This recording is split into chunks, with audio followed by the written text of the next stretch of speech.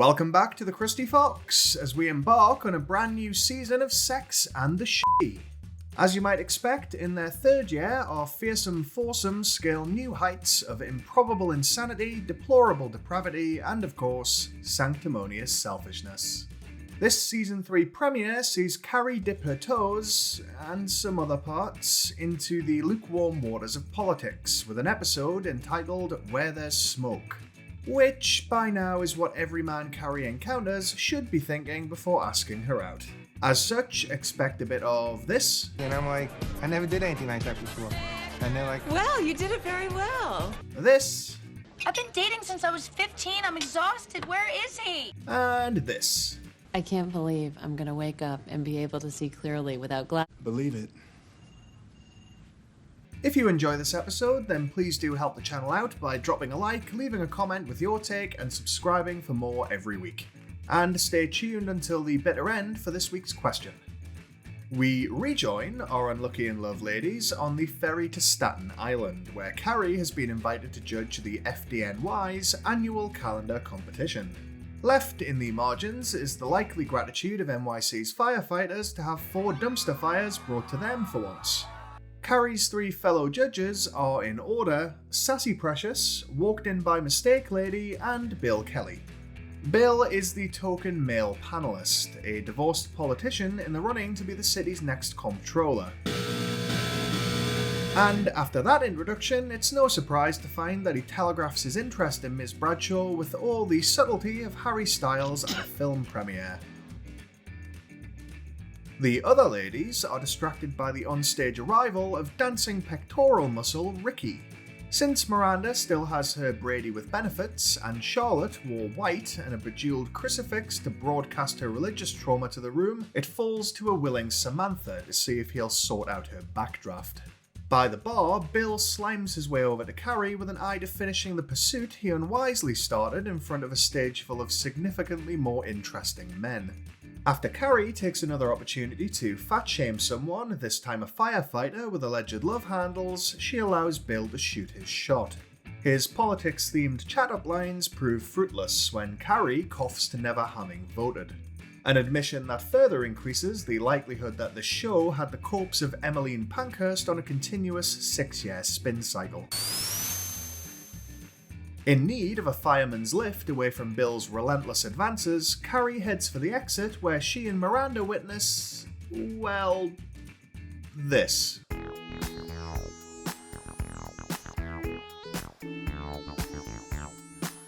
Yep, she's doing great.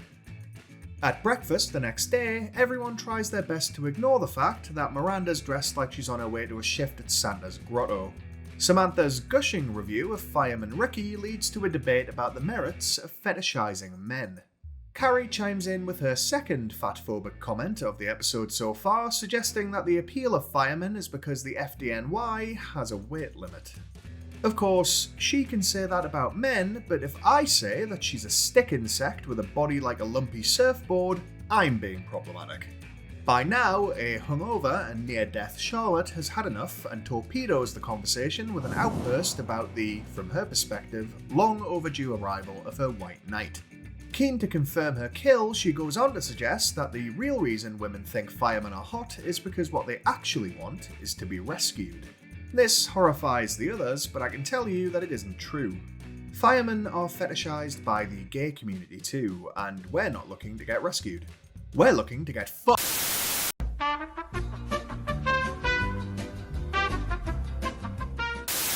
Back at her apartment, Carrie weighs up whether women really want to save themselves, or if Charlotte's deep-rooted desire for her very own Prince Smarming is what they secretly crave. She anxiously gnaws it into the shape of this week's headline: Do women just want to be rescued? Someone who definitely doesn't want to be rescued, but who other people need to be rescued from, is Miranda. She's across town sorting out a LASIK appointment, apparently in need of perfect 20/20 vision ahead of inevitably picking up where the Zodiac killer left off. She shrugs off Steve's kind offer of post-procedure assistance when all the poor guy probably wants is one good night's sleep. The kind that only comes from visual confirmation that his apex predator is blindfolded, medicated, and unable to commit violent crime for a single blissful evening. That night, Carrie accompanies Charlotte to her own hunting ground, New York's pretentious bar scene, where Ms. York trolls for affluent peen. It's clear from her behaviour that when she says she's looking for a white knight, she really does mean the whitest one available. When a man called JJ, who has a face like someone tried to sketch Lin-Manuel Miranda from memory, won't take no for an answer, her knight finally rides to her aid. By which I mean abruptly knocking JJ the f*** out. The nobleman in question, Sir Arthur of Investment Bankier, regrettably appears to be a barely adult Damien from The Omen.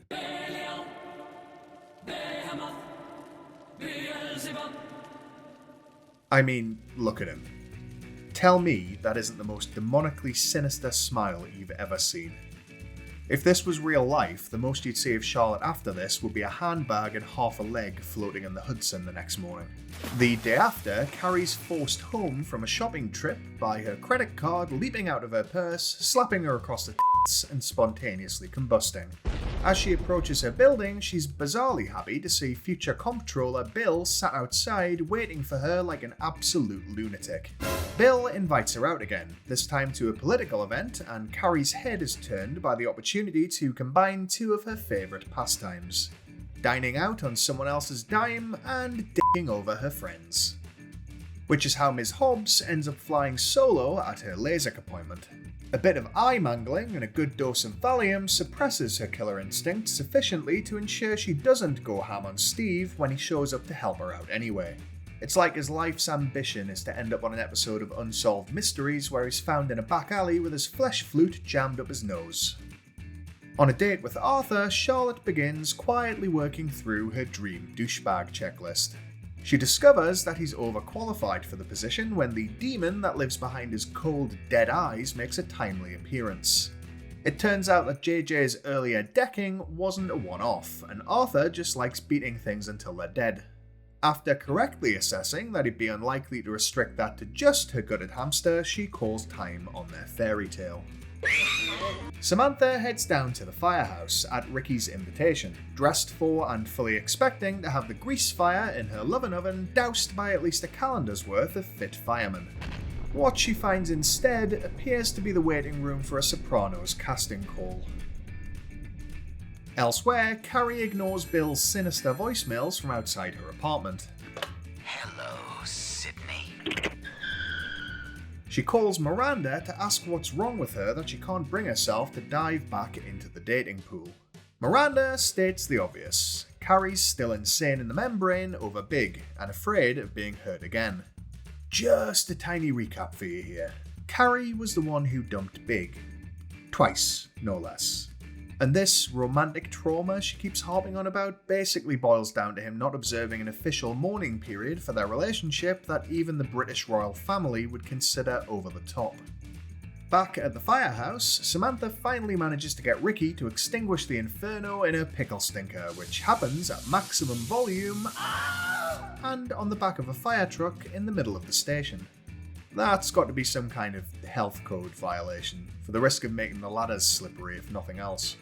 A sudden alarm and the abrupt disappearance of the entire crew leaves Samantha alone and nearly naked in the firehouse, her sweater meat swinging in the breeze.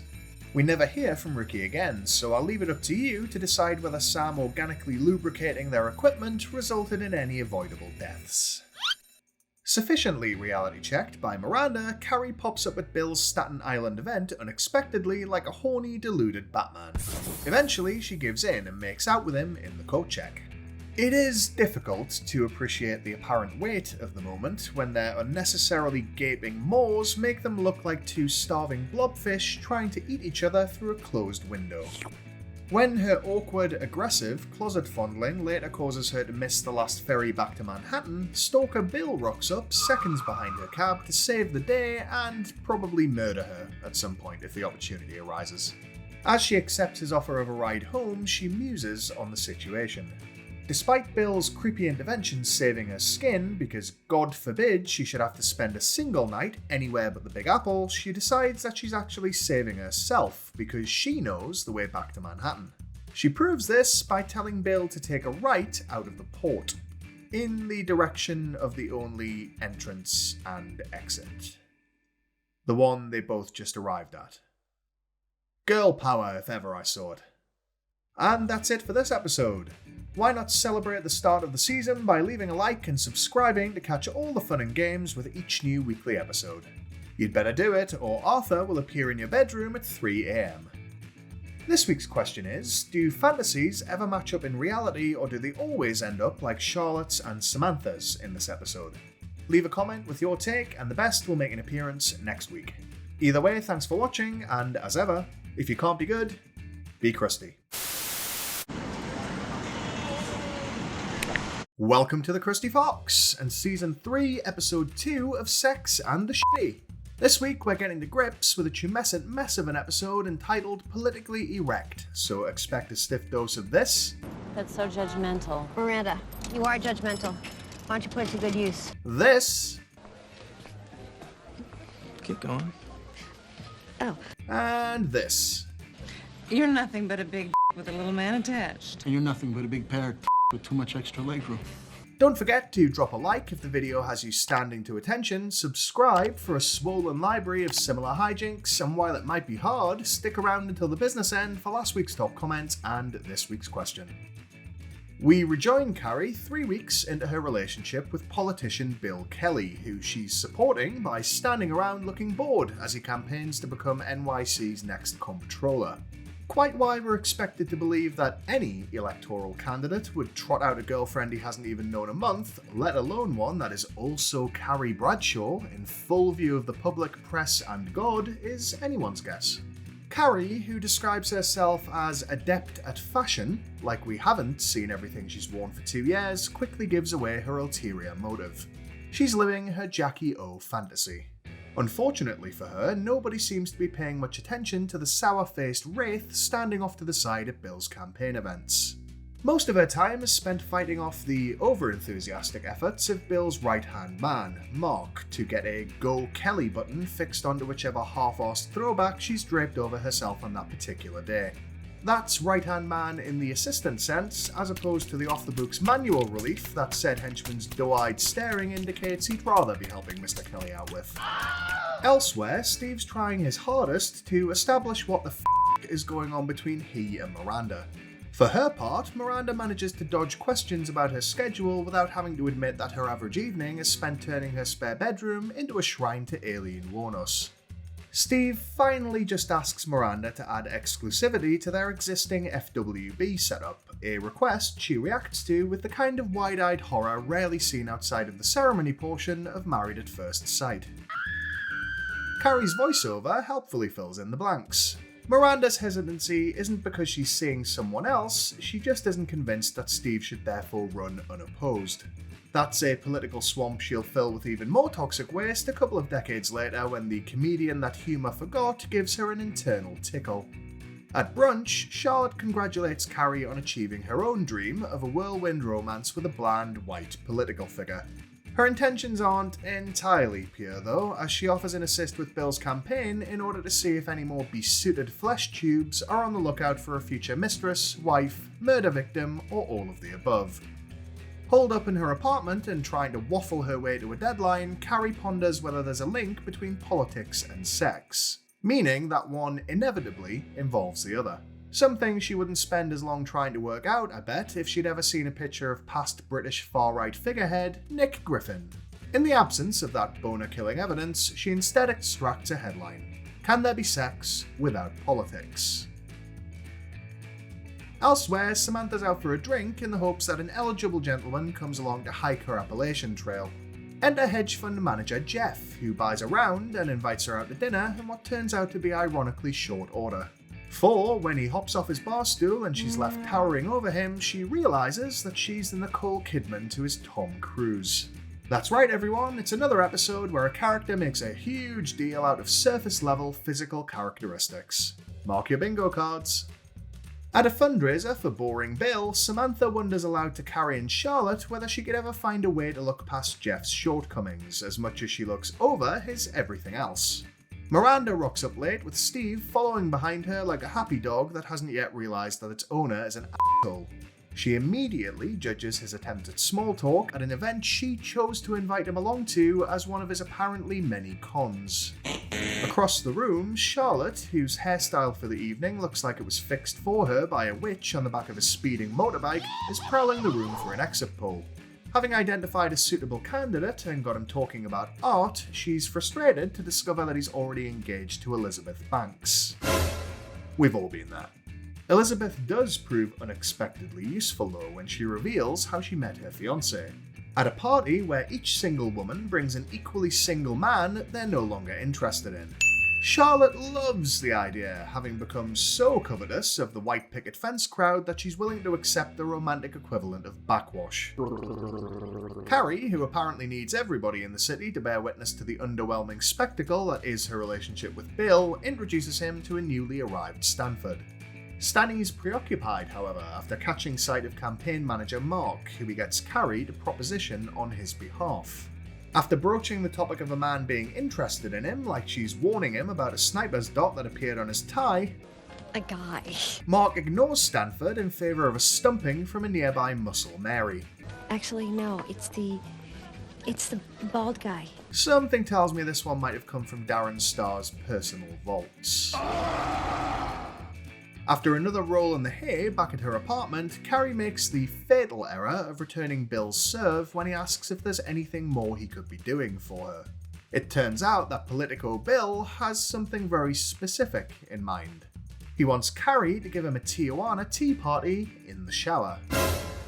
She manages to successfully dodge his pee quest for a while and launches into a loony routine of not drinking in his presence. Presumably for fear of Bill lying under her chair with his mouth open in anticipation. Now, don't get me wrong, there are a long list of fetishes and not everyone is going to be into everything. But here the show treats a kink like a constant threat to personal safety. Instead of focusing on one of Bill's many other flaws, it suddenly reframes him as a goblin with an unquenchable thirst for Carrie's golden mouthwash. Despite this, Carrie evidently decides that Bill isn't quite a write-off yet, and instead brings Stanford to Charlotte's sad soiree. Once there, he tries to suggest again that straight men who are single for long enough spontaneously change sexual orientation like lonely clownfish switch gender. If these guys are in their 30s and these women don't want them, there might just be a little something here for me. Samantha brings Jeff, but manages to resist, carrying him over the threshold in her handbag. When he catches wise to the party's true purpose, he defiantly promises her, and then actually delivers, an unforgettable evening of diminutively doing the deed. It turns into a 2-week fling when Sam is swayed by his sense of humour about his size and his apparently disproportionately whopping wang. Hey, somebody get me a booster chair. As is to be expected, the show treats like community service the concept that, shock horror, people aren't defined by only their most obvious characteristic. Which is presumably why its main characters aren't named crazy, greedy, murderer, and clampot. Back at the Desperation Mixer, Charlotte gets chatting to rejected singleton Greg, who talks endlessly about travelling the world like a gap year student in a K-hole. Charlotte is so drunk on her own self-declared genius for pulling together this miserable human cattle market that she's immediately smitten. It doesn't last long though when Melinda, the lady who brought Gasbag Greg over in the first place, has an attack of jealousy and takes him back by letting him take her all over the coat check. Hi. Thanks for coming. Charlotte's disappointment should be offset by the knowledge that Melinda is played by Sarah Clark, who also played wife-murdering treason enthusiast Nina in 24. Lucky escape, Charlotte. After Miranda fails to find a better prospect at Charlotte's pity party, she accepts second prize, which is Steve's cracksmacker. Catching her in a rare moment of clemency immediately after the act, it transpires that Steve's cons are outweighed by the only pro that matters to Miranda, that he can actually stand to be around her. At the same time, Carrie finally runs out of road to escape Bill's attempts to drink from the Devil's Punch Bowl. Her cack-handed offer of such ridiculous alternatives as leaving the toilet door open when she goes number 1 are undercut by Bill's breezy admission that his campaign team don't want him dating a sex columnist anyway. I may write about sex, but you like people to pee on you. Carrie's totally normal and fair response? To write all about his desire to dine at the Golden Arches in her next column. Now obviously, Bill should have had loved-up manager Mark do more research into what he was truly dealing with before getting with Carrie. But responding to the breakup of a barely month-old relationship by probably ruining a guy's career is outrageous even by Carrie's standards. We're expected to take her side, of course, but if I was in Bill's position, I'd be living up to the reputation she gave me by dousing her apartment door in water every night for the next year. Hey, did you have a good time at Carrie's Rubber Dinghy Rapids? Then you should like this video and subscribe for more every week.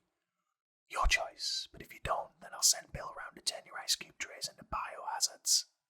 And on that ammonia-tinged note, we come to last week's top comment. I asked whether fantasies ever match up to reality, and commenter CC12 perfectly summed up my all-time fantasy. Comfortable clothing and a slab of chocolate that could double as a murder weapon. Bliss. This week's question is, has a partner's height ever bothered you, or would it ever put you off them? Answers in the comments below, and the best will take a bow in the next video. Either way, thanks for watching, and as ever, if you can't be good, be crusty. Welcome to the Krusty Fox, and let's just get this out of the way quickly.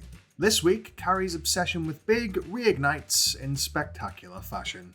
Nobody's happy about it, but let's try to get through it together, shall we?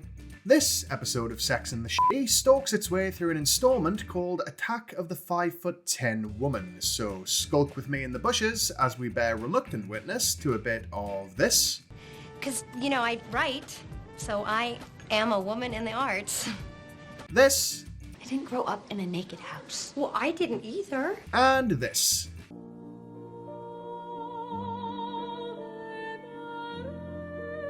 If you enjoy the video, don't forget to breach your restraining order by dropping a like and subscribing for more every week. And keep watching from the shadows until the very end for last week's top comment and this week's question. We kick things off this week at brunch, where the four ladies are poring over the newspaper's wedding section in search of an excuse to ruin their Sunday. Side note, Miranda is the only one at the table drinking a Bloody Mary. Appropriate. Charlotte misses the irony, distracted as she is by moaning about all the men at her spinning class being gay. Which is like going to Disneyland and then complaining on Yelp that you didn't get a meet and greet with Batman. Speaking of Yelp, Charlotte lets out a loud one when the wedding section decides to do Carrie dirty. For there, in bold black and white, is Big's enormous bonce above the announcement of his marriage to relatively normal person Natasha. Charlotte accompanies Carrie back to her apartment under the pretense of stopping her from spending the afternoon scream-crying in the shower with a handful of soggy broadsheets. Instead, she reads the whole lot out while Carrie gets drunk, hinting at her true nature as an energy vampire.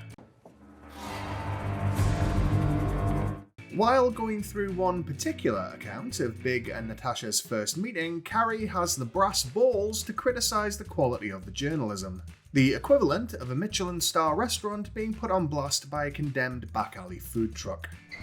This leads to a rare moment of truth and vulnerability when Carrie breaks down and admits that compared to Natasha's youthful allure, she's... The sex column they run next to ads for penile implants. That's a fact that endures the test of time when the two of them meet 20 years later and Carrie looks like someone dragged up a piece of beef jerky. Someone's in here. Oh my God, sir. A shopping trip with Miranda fails to distract Carrie from Big's doomed union. A problem compounded by Natasha unexpectedly popping out of the changing room next door while Carrie's quirkily standing around in her undercrackers. Natasha spots her and is, in fairness, perfectly friendly considering the awkwardness and hatred coming at her from Carrie and Miranda's direction. That's when she learns that Natasha is the organiser of the annual Women in the Arts luncheon, which Carrie apparently gets a pity invite to because she just about qualifies as a writer. Learning that a woman she has entirely invented a feud with is encroaching on what she sees as her territory is the Bradshaw-verse version of two dogs having a turn-based piss war over a lamppost. Carrie explains this imaginary dispute to Samantha as she tears her bedroom apart trying to find the party invite like the Tasmanian devil in caffeine withdrawal. Having met Natasha twice while looking like shit, she declares her intention to impress upon their next meeting. Apparently, disputes over men in the 90s were much like balancing a checkbook. If the objective was to enjoy a brief moment of equilibrium before frantically building up credit like a millennial trying to get a mortgage. Giving up and returning to her first love, amateur journalism, she turns this conflama into, hands down, one of the most conceited headlines she ever cranks out.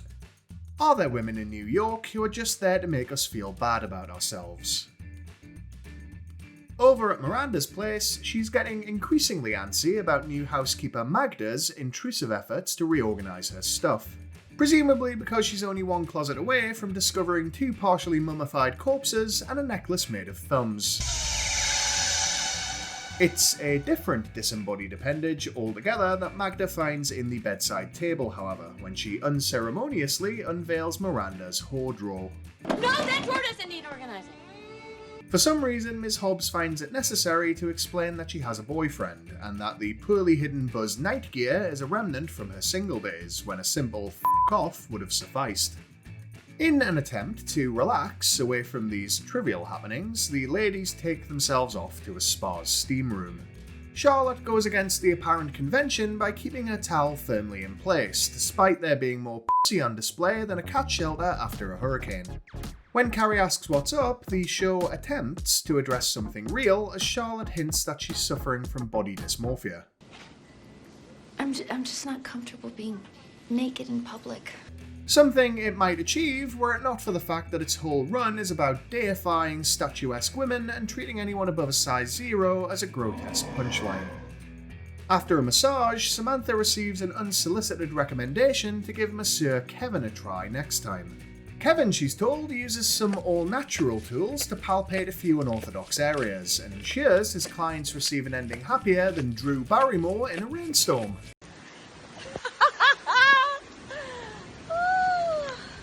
That night, in Miranda's bedroom, she reaches for her diddle stick to find that Magda has replaced it with a figurine of the Virgin Mary. Rather than an immediate fit of rage, she seems to experience a brief moment of depraved pragmatism, where Mary's at serious risk of going on a journey far more treacherous than a donkey ride to Bethlehem. After Carrie's blunt, limited encouragement to face her body issues, Charlotte heads back to the steam room to try whacking her tits out in a public setting. Naturally, because this is Sex in the City, all it takes is a stranger's jealous compliment on said flapjacks to undo what previously sounded like the after effects of childhood body shaming. If it were that easy, I'd just hire somebody to follow me around screaming positive affirmations at me from a distance. Yes, queen! In a nearby massage room, Samantha's taking the plunge with highly rated Kevin in the hopes that his face eventually does some plunging of its own.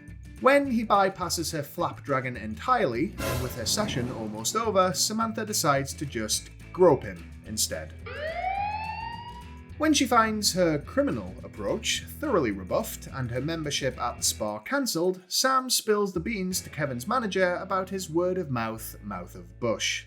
Not her finest moment by any means, and a reminder that while she ends the show with the most dignity, she's still being steered by the same writing team as the other three. The day of Natasha's luncheon rolls around, and Carrie brings Sam along for moral support, who immediately undercuts the classy overtones of the event by loudly complaining about her uneaten crotch waffle. Further ruining her plans is the revelation that Natasha isn't even coming after catching a cold, probably from the sub-zero sidewind coming off Miranda's earlier death stare. Speaking of, Ms. Hobbes extracts from Magda the location of her missing mimsy mangler. While Miranda's outlining the less invasive terms of her continued employment, Magda claims that keeping a personal aide by the bed will convince a man that he's no longer needed. Which is how we know she hasn't tried both. Back at the luncheon, the attendee next to Carrie naively tries to interest her in a writing workshop for underprivileged kids, perhaps in an effort to keep them permanently under the poverty line. A sauced-up Carrie callously bats away the opportunity to commit a selfless act, I assume, in fear that it would rob her of the chance to assume her rightful place on the throne of hell. Samantha makes a merciful intervention when she strolls over with old college roommate of Natasha's, Jenna. Harking back to my point about the show's abusive relationship with body positivity, Jenna's sporting a flicked bob, a very visible mustache, and a tale about Natasha gaining 10 pounds. Back home, Carrie receives a handwritten thank you from Natasha for attending the luncheon and is delighted to find a spelling mistake. For this, she labels her an idiot and immediately calls Miranda to gloat. It's worth reminding you that this is a show that has passed into modern legend as a touchstone of female empowerment. At this point, you'd find more sisterhood in an all-male remake of Mean Girls. Hey there, hope you enjoyed this week's episode. If you did, remember to leave a like and subscribe for more horrible happenings next week, or I'll send you shoe shopping with Carrie. You'll last 10 minutes, tops. Which brings us nicely onto last week's top comment. I asked whether a partner's height has ever bothered you or would potentially put you off them. Commenter Christine's ex showed that great things could come in small packages, and his description as a, quote, terrific lover suggests that his probably wasn't. You really can't beat a surprisingly sizable snot rocket. Good for you, girl. This week's question is, have you ever looked up an ex's new partner, and if not, would you ever? Answers in the comments below please, and the best will take a lap in the next video. Either way, thanks for watching, and remember, if you can't be good, be crusty. Welcome to the Krusty Fox, and boy oh boy do we have a lot to get through today. Because, my dear friends, this installment of Sex and the Shitty sees us finally reach Season 3 episode Boy Girl, Boy Girl. Or, for short, the By Erasure half hour. Peer out from the depths of the closet for a bit of this. See, when you're gay, everyone can wear everyone's underwear. That's hygienic. This. He's a bisexual. Well, I could have told you that, sweetie. He took you ice skating, for God's sake. And this. Help a sister out by dropping a like if you enjoy the episode, subscribe for more every week, and swing both ways by the end of the video for last week's top comment and this week's question. We open this week on a new exhibit at Charlotte's Gallery, showcasing the art of the Drag King. Star photographer Baird starts us off strong by nonchalantly declaring that he believes gender to be an illusion, while making eyes at Charlotte that suggest he wants to shoot her, but not whether it's with a camera or a gun. Either way, Carrie doesn't have time to consider her friend's personal safety. She's distracted by her fledgling relationship with 26-year-old Sean, who Miranda is quick to judge as too young for her, claiming that His generation has a totally different letter than ours. in fact, Sean's age means he was born in the mid-70s, only 10 or so years after Carrie. Which makes them both Generation X, and makes the Sex and the City writers' room the land that research forgot. For their third date, Sean takes Carrie ice skating, despite her looking like one solid fall would shatter her like a cheap Christmas bauble. Sean is a writer for an internet magazine, which Carrie can't even get Ask Jeeves to locate for her. Perhaps an early warning sign that you'd find a more reliably modern sensibility on an Amish farm. Elsewhere, Miranda returns home to discover Steve staging a blasé home invasion, having let himself in with the keys she didn't take back after he last fed her rarely seen cat. Probably because it's hiding under a sideboard somewhere in anticipation of its litter tray being used as a deadly weapon. Back at the ice rink, Sean courts death by asking Carrie about past relationships. Wisely, he lets it lie when she shoots him a look of abject horror shared only with deer in the split second before they're grated through the front grille of a Jeep Cherokee. Taking his turn, Sean dutifully lists his recent exes. The mention of the name Mark has Carrie's head whipping around so fast you'd think a terminally ill hedge fund manager had just become single somewhere across the room. At brunch, Carrie leads the charge in what I think ranks as the most problematic conversation in the show's entire history. She thinks it's weird that Sean was so open about his bisexuality, like he'd casually mentioned that one of his testicles wears a monocle and talks to him at night. Except openness can't be the issue. Exhibit A, Stanford, who loudly and proudly identifies as gay. And he couldn't be more open about it if he ran around Times Square with a placard in his hand and a man hanging out the back of him. We do finally get to the meat and potatoes. Carrie claims not to be sure that bisexuality even exists. This skirts around an actual, real issue, accidentally, of course, because we're very much not supposed to be getting educated here.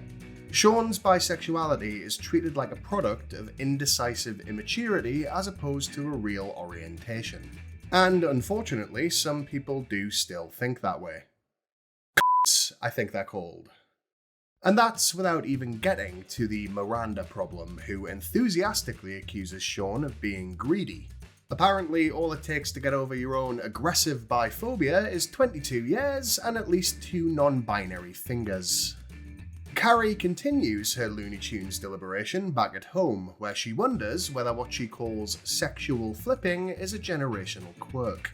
Not for the first time, implying that her sexpertise is less encyclopedic and more something she scribbled on the back of her hand after overhearing it on a crowded bus. She also trots out my least favourite party line on sexual orientation when she describes it as choosing who to sleep with, failing to connect the dots that never once did she choose to thirst exclusively for emotionally unavailable men. But expecting Carrie to think logically at this point is like expecting a flasher to walk through a park and not at some point air out his balls.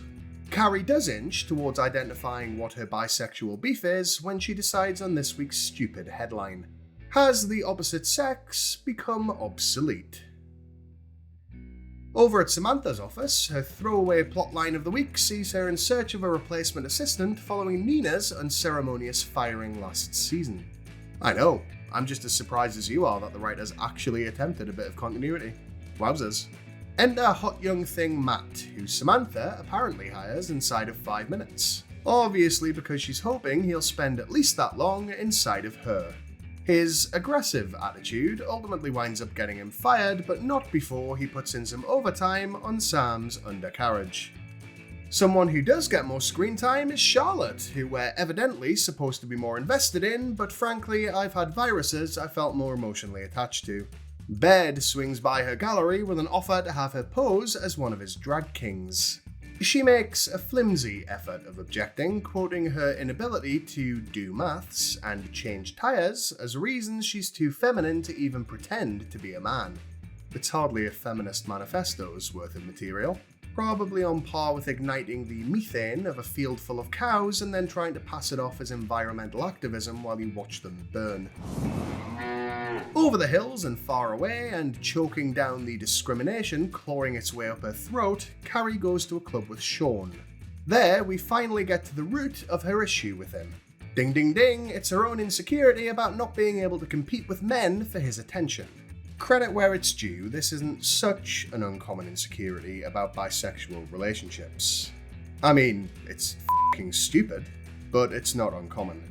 There is a troubling follow-up scene where Carrie and Sean sleep together and she describes him as being in her bed, but actually has him conquer the pink fortress on the floor.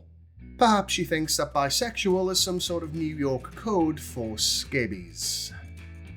Miranda's having some bedroom troubles of her own, signified by her waking Steve up in the middle of the night to start a fight with him about being on her side of the bed. I'm not sure the show was trying to place her emotional maturity somewhere in the range of 2 toddlers fighting in the backseat of a car, but that's where we're at. She does live to regret it, however, when her demand for him to tidy up his mess quickly mutates into him asking if he can move in with her. Wisely judging that she probably couldn't get away with using her bedside lamp to beat him to death right there and then, she instead settles for a look of inconsolable despair on a par with this one. Dr. Lecter. Dr. Lecter. Apparently, in an effort to whimsy her problems away, Miranda takes Carrie and her +2s along to what's referred to as a goddess workout. I'll admit that I have no idea if this was a real 90s fad or something the show made up, but I'm fairly certain I'd be stringing together all those scarves by the end so I could drag the instructor down the nearest flight of stairs. At Charlotte's Drag King photo shoot, where she looks like a baby Ron Burgundy, things turn physical when Baird stuffs some socks down her pants.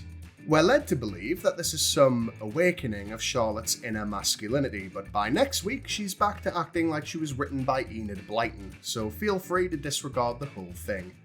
Sensing Steve pulling away from her like a fish desperately trying to escape the net, Miranda invites him over for dinner, the first course of which turns out to be a nervous breakdown. We'll order pizza, it's no big deal. It's a big deal. She finally admits to her fear that 24/7 access to her will scare him off, despite the fact that he's already seen her naked in broad daylight and still came back for more. She lets him move in, but we both know that her real concern is having to explain the big blue barrel in the corner of her spare room.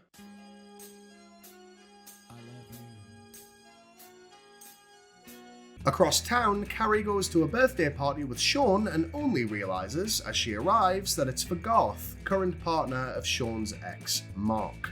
As you might expect, she takes personal offence to the idea that the large group of young, non-straight friends in attendance have slept together and paired off in various, sometimes same-sex combinations. Her wafer-thin tolerance finally reaches its limit when someone suggests playing Spin the Bottle.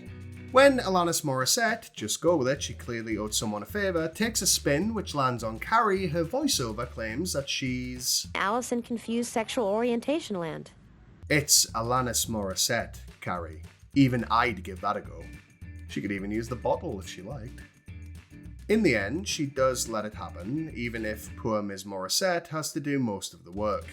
Then, to round off an episode of utterly childish, willful ignorance, she walks out without telling Sean where she's going and never sees him again. She claims that she's too old to play this game, but if she was too old in the year 2000, then knows what this is.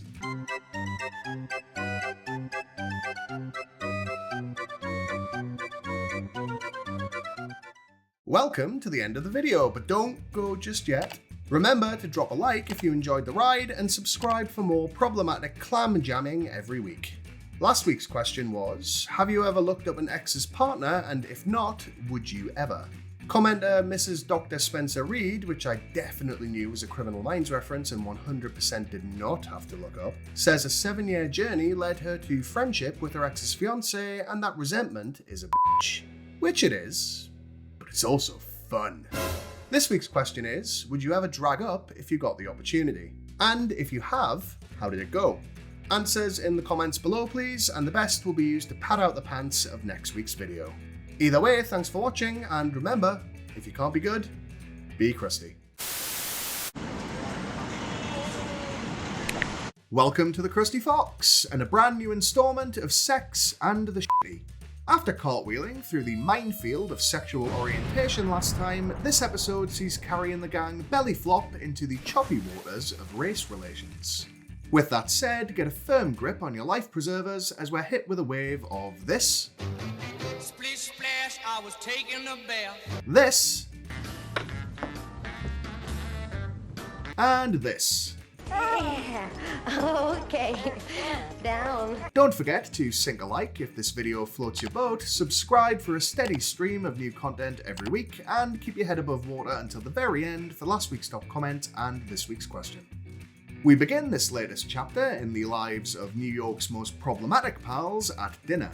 Charlotte confesses that her newest Prince Charming nominee, Brad, is a bad kisser, having gone at her face like a bulldog on a dropped ham. They're interrupted by the restaurant's head chef and owner, Adina, a former food critic colleague of Carrie's. Further proving that the fictional New York star just hires anybody who owns a keyboard, Adina's creative choice of name for her fusion restaurant is Fusion.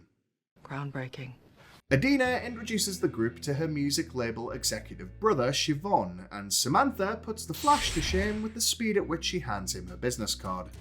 He recognizes her from an industry event in honor of an early career Jennifer Lopez, a party thrown with all the verve that late career Jennifer Lopez has for throwing her co-performers under the bus. Now, before we get to what happens next, a theory.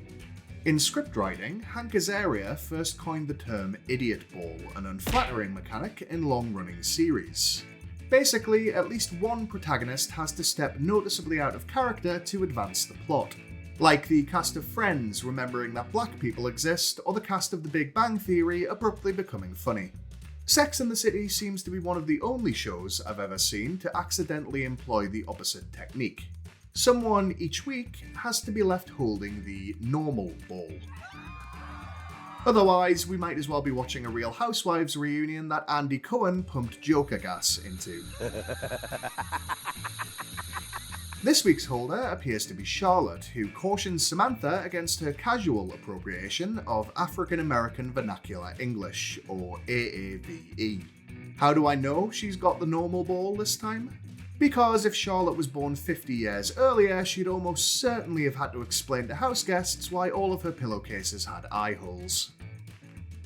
The next day, Stanford drags Carrie down to a furniture showroom to objectify what she classily labels Some lowly craftsman? Pathetic.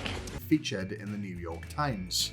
The craftsman in question turns out to be none other than Aidan Shaw, who we should all take turns screaming at through the screen in an effort to get him to run. Instantly blind, Carrie shoves Stanford out of the way and into the path of designer Marty. Marty, she informs us, is classic gay, perhaps in an effort to distinguish how he tastes from new gay, cherry gay, and gay zero, which I think is a vitamin D deficiency. Carrie's saved from having to manufacture her own introduction when Aidan's dog Pete, who she'll spend a not inconsiderable amount of time plotting to kill over the next couple of years, makes a randy beeline for her leg. Aidan tries to distract Carrie DeVille from the fresh lipstick stain on her dress with some intermediary flirting. Swan diving immediately off the deep end, she lies about why she's there and impulsively buys an armchair that looks like it just featured in an episode of Hoarders. I'll take it. When she clocks its $3,800 price tag, she also claims to be a designer in an effort to secure a discount. Hilariously, she's crestfallen to discover that batting her eyelashes only knocked $1,300 off the price.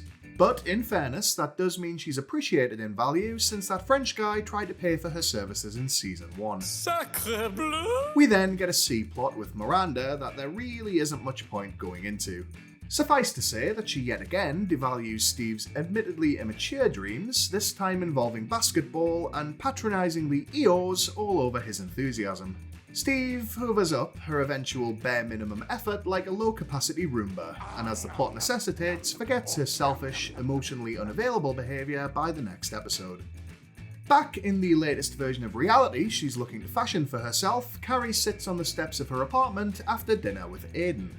She tries to engineer a first date kiss, and deciding the way to this man's heart might be in a amuse-bouche of honesty, admits that she isn't really a designer after all. She does, however, follow it up by saying this. I only lie about furniture. Nothing else. And then immediately lies again about how much she smokes, despite single-handedly keeping Marlboro in business since at least the early 80s. After an aborted kiss, Aidan declares, I can taste that cigarette. Which, personal preference aside, is a bit of a dick move, but at least it's actually honest. Whereas most people would brush off this difference of opinion and move on, Carrie instead chooses violence. Having made fun of Brad the bad kisser, she now finds herself on his side of the fence. And to say she isn't a fan of the scenery there would be an understatement. Now she rails against those who can't look past the odd flaw, flying in the face of her own legendary inability to look past anything ever. Thus, she decides that this week's headline is, in relationships, what are the deal breakers? Stanford soon encounters a deal breaker of his own with Gay Zero Marty when he discovers that the route to his bed is through a sea of dolls that would make Annabelle piss her pants. Unlike his bestie, Stanny's more of an in for a penny, in for a pounding kind of guy. And so he gamely relocates Marty's collection so that their dead, glassy eyes can watch him perform the reverse bazooka. Back at Fusion, Samantha takes a break from dining on Siobhan to dine with him instead. Adina pops up and, out of his earshot, shares a few choice words with Ms. Jones. I'm sure you're a very nice person, but you're white. The chef's special for the evening turns out to be racial segregation, as Adina takes exception to the sheer caucasity of Sam dating her brother.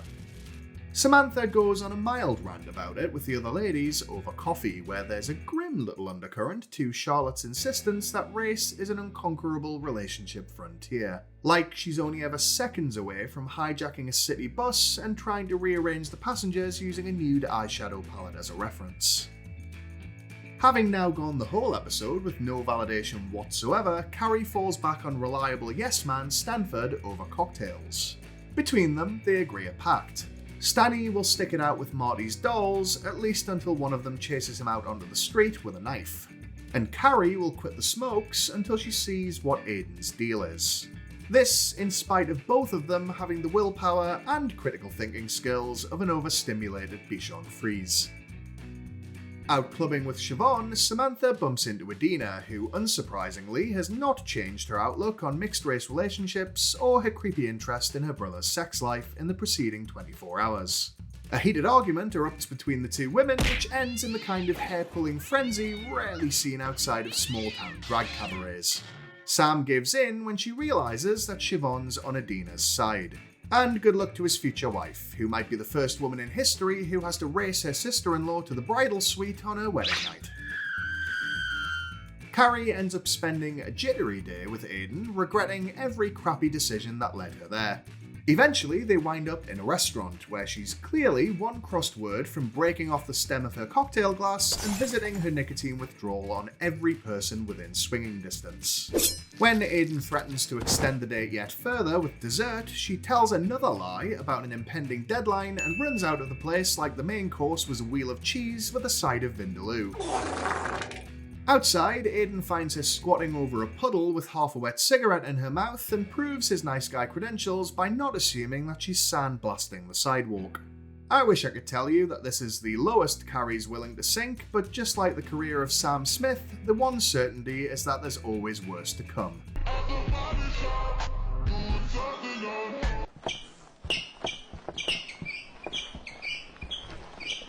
Once more, neck-deep in dolls at Marionette Marty's place, Stanford attempts to bypass the usual bedtime routine by jumping his bones midway through.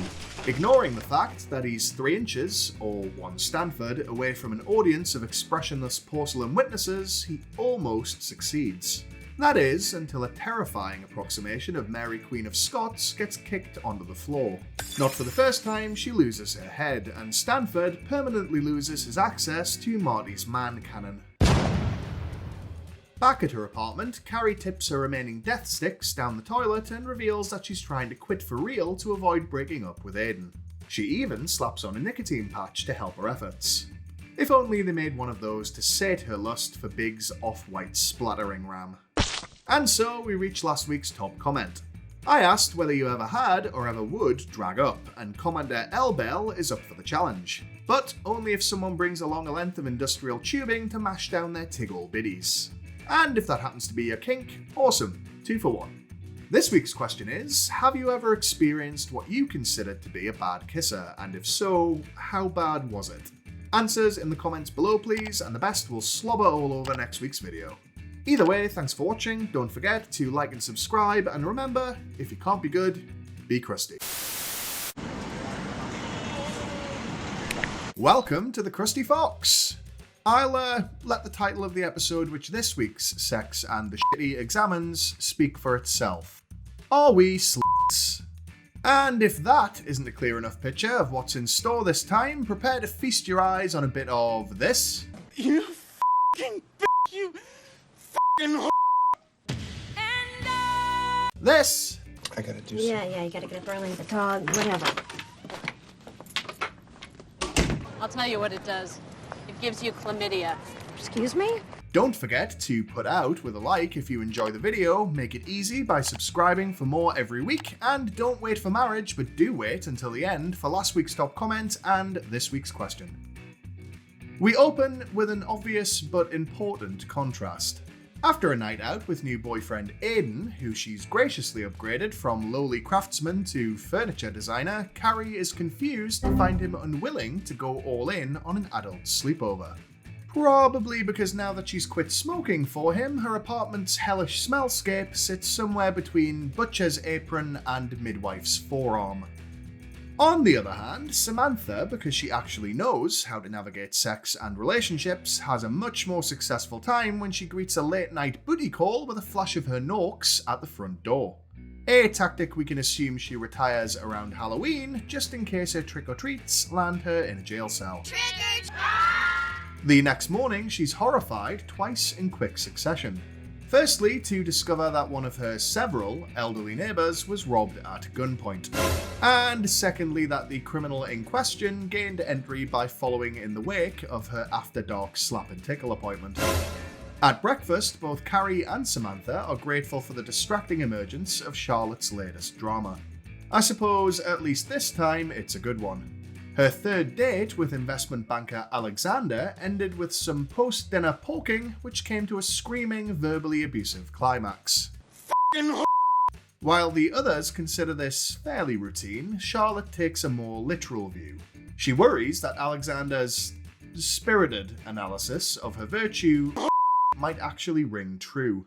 Nobody's brave enough to remind her that she has nothing to worry about unless he yells the words shallow, vain, or conceited next time.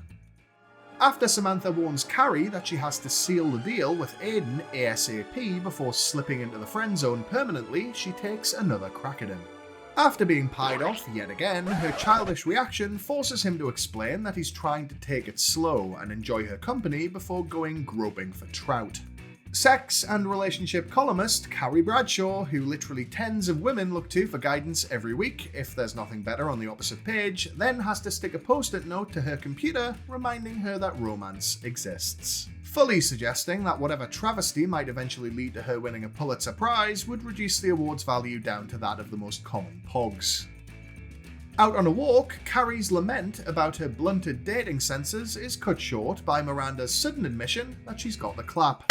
Her sleuthing to identify patient zero is less Columbo and more Inspector Clouseau, as the finger of blame is immediately pointed towards poor old Steve. Which is like inviting over a string of mangy old strays, but waiting until you adopt a new puppy to blame it for the river of piss running through your apartment. Back home and mulling over Charlotte's bedroom tongue lashing, Miranda's venereal disease, and her own sexual speedrunning, Carrie decides to broadcast the whole lot via her next column. Wondering how many is too many for a single New Yorker, her headline simply, beautifully reads, "Are we s***s?" During dinner with Alexander, Charlotte's suffering flashbacks to his ejaculatory roast like she just returned from a war zone.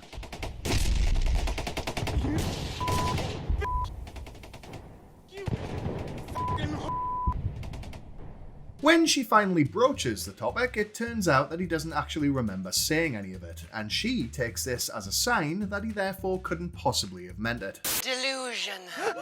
Convince yourself. Not to paint with a broad brush, but the fact that he's an investment banker should have tipped her off that what he says and what he does aren't necessarily in perfect alignment. But not to worry, she gets a practical demonstration not long afterwards, when she invites him back into her bed for round 2.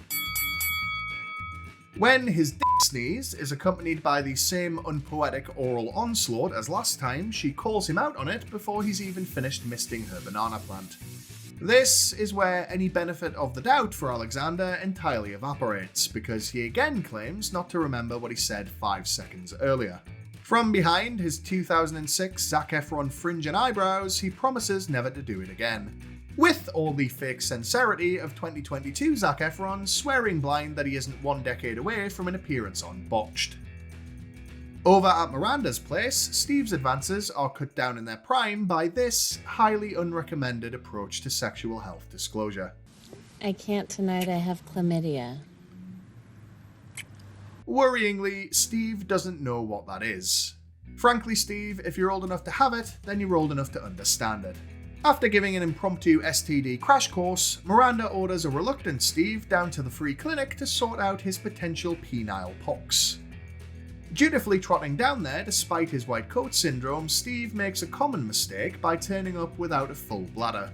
And so he's presented with the opportunity to find out firsthand what it must be like to be a corn dog. Meanwhile, Miranda undertakes the dreaded listing of previous partners, ahead of a cold calling spree in which she'll have a little more to offer than discounted life insurance. The list in question doesn't actually include Skipper, but does include Guy from Delhi. So she's either forgotten about him entirely at this point, or decided to permanently remove him from the gene pool. Taking the frankly baffling decision to make the calls from her office, it's all relatively plain sailing at first. Until, that is, she calls up former bedroom partner and perennial fury goblin David, who you may remember from season 2. He abrasively reveals that he was the likely source of Miranda's crotch rot, before hanging up to go have a pre-lunch rage stroke. A true ray of sunshine, in much the same way as the glow from Chernobyl was a true ray of moonlight. In spite of his earlier clarity, Carrie invites Aiden over while still entertaining the idea that she might get friend-zoned harder than a teenage cosplayer at a cheerleader's pool party. She fails to see how she might not be helping her own case when she reveals that she doesn't own matching dinnerware and eats a spring roll in front of him like a bloodhound trying to shotgun a stick of butter. Evidently keen to cram as much unappealing behaviour as possible into a single evening, she calls Charlotte while Aiden's in the bathroom to accuse him of dropping a Chinese takeout propelled steamer. When he summons her to observe his work, she's thankfully greeted not with a steamed butt dumpling, but with a candlelit bath. She's quick to undercut this romantic gesture by comparing it to a Danielle Steele novel, a simile on par with likening the best comedy show you've ever seen to a James Corden monologue during a writer's strike. On a trip through the increasingly treacherous territory of her building's lobby, Samantha is accosted by an octogenarian mob. Having established that she was the cause of the recent B&E, they want her and her youthful genitalia to take their business elsewhere. She concludes that it is probably time for a move. They practically chased me with torches like I was Frankenstein. Before at least one of her pleasure centres is put permanently out of commission by the jammed-in end of a walking frame. Back in Charlotte's bed, Alexander's trying to avoid strike 3 by also avoiding eye contact or making noise of any kind, like some kind of horny weeping angel. When she realises that he can't strike white oil without explosively dehumanizing her, she allows him to perform his sweary rain dance one last time. Oh, I hate myself. What's wrong with me? At Miranda's place, Steve lets her know that his test results came back negative, which leads to a discussion of their respective body counts. Hers ends up in the low 40s, which she's initially ashamed of until she learns that Steve's is what sounds like significantly more. He puts this down to being a bartender, which they both laugh off, but it does downgrade their first meeting from meet cute to meet Margaret. Carrie's voiceover ham-fistedly attempts to make the valid and by now well-known point that high numbers have historically been seen as a source of shame for women but pride for men. To which I say, nobody's last words are, "I wish I'd dipped the wick less." Except maybe those with stage 4 syphilis. Following a date at a blues club, Aiden reveals to Carrie that he's arranged a sitter for his dog Pete so that he can finally let her board the beef bus. She nervously leads him to bed and admits that it's because this spot of tunnel patrol is actually going to mean something. Yes, Carrie. It means he's about to lock himself into a hell ride that would make a snuff movie look like a Richard Curtis rom-com. And on that cheery note, we come to last week's top comment. I asked whether you'd ever experienced a bad kisser, and if anything, you've reframed some of what I thought were my past traumas. Ren D had a tongue choker, Nicole Huff had to fend off a biter, and Alex Clementine had to get her Ellen Ripley on to repel a facehugger. And a special mention for Melissa Lawson, whose current boyfriend is now on the path to recovery. Here at the Krusty Fox, we love nothing more than a happy ending. Which I hope he's better at than the kissing, actually. This week's question is, would a partner's body count ever bother you? Or have you ever had it become an issue in a relationship? Answers in the comments below please, and the best will add another notch to the bedpost in the next video. Either way, thanks for watching, don't forget to leave a like and subscribe, and remember, if you can't be good, be crusty. Welcome to the Krusty Fox, and following a brief hiatus, Sex and the Shitty is back in business. And what a note to return on, since we're up to Season 3 episode Drama Queens. As the title implies, this time out only the most f***ed up behaviour will do, and so expect a bit of this. He's just so comfortable and safe. Are you dating a man or a minivan? This. It's regarding my future husband, Phil. Okay? And this.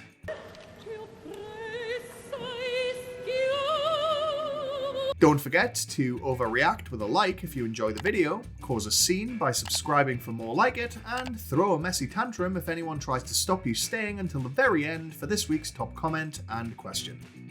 We join Carrie during a spot of the Night Terrors, as she wakes with a start on consecutive nights with a strange feeling of impending doom. Unwisely, she writes off the credit card bills like phone books and list of people she's pissed off longer than a shopping addict's CVS receipt as potential causes. She eventually decides that it's her unproblematic relationship with Aiden that's giving her the scaries, which is so sad that I almost can't bring myself to make a joke about it.